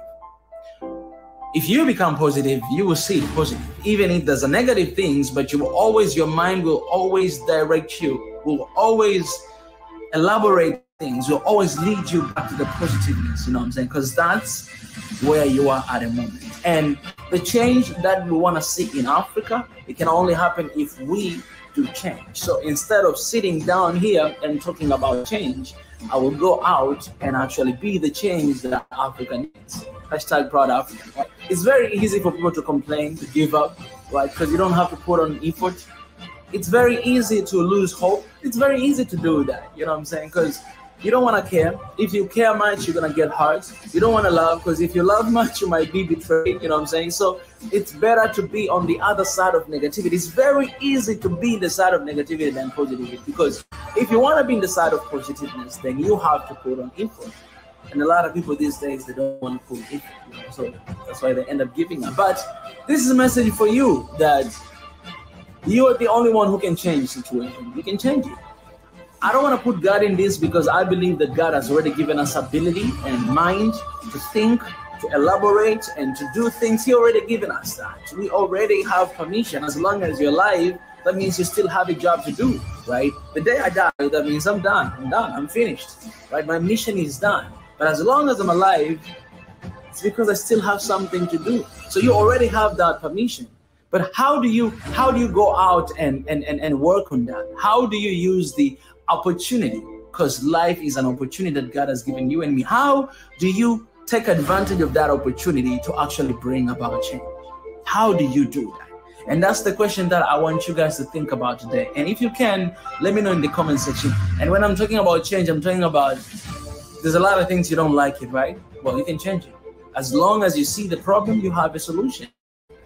Things that you don't like it, I mean, you cannot love everything, you cannot like everything, but there are things that can be changed. And if there's something you don't like, you cannot keep complaining because it's insane, right? Doing the same thing and expecting different results, it's insanity. So you need to change. And how can you bring about change, right? To whatever situation that you see. So you can take perspective of your country, right? Things that you're struggling with. I love this one quote I saw on Twitter the other day, and I just had to retweet it because it was really well written. And she wrote this on her bio. She wrote, "Love for your country doesn't mean love for the president or for the leader. Ask yourself how you can contribute to your country." And it reminds me what, love for your people or for Africa, it doesn't mean that you have to love a leader or whatever that disappoints you, because a lot of time we've been hiding under the shadow of, this government is not doing anything. There's so much corruption. No matter what we do, we're not going to be able to change. Well, love for your country doesn't mean that you have to love that leader who is screwing things up every single day. Ask yourself, how can you contribute? And it's kind of like I'm coming from that point of view, that how can you take advantage of the opportunity, the life you have, to bring about change? Because as long as you're alive, as long as you see there's issues, that means you have a solution. And you just need to figure out how can you figure out the solution. And our job here in Solution One Africa, it's actually to stir up the fire, right? So you might say that you guys are talking too much of this and that, but our job is to remind each other, is to remind that, we can actually bring about change. We might not bring the solution sometimes because we don't have solution to every issue that is going on, right? But you guys, you have it, because you guys are going through, we are going through. And when we come together as one Africa, think about it, talk about it, I'm telling you, there's high chance, and I'm confident 100% that we are going to bring about change. And that's why I want to reach university students, I want to reach to all the students who will actually bring change to the next generation as soon as possible. So let me know, guys, in the comment section what you're thinking, what's your idea, what's your thoughts. And I think this will be an amazing time for you guys to motivate me as well and to inspire me. So I'll be checking on your comments and maybe we'll come up with something. I appreciate, guys. I love you. Be the change Africa needs. Proud Africa. Love you.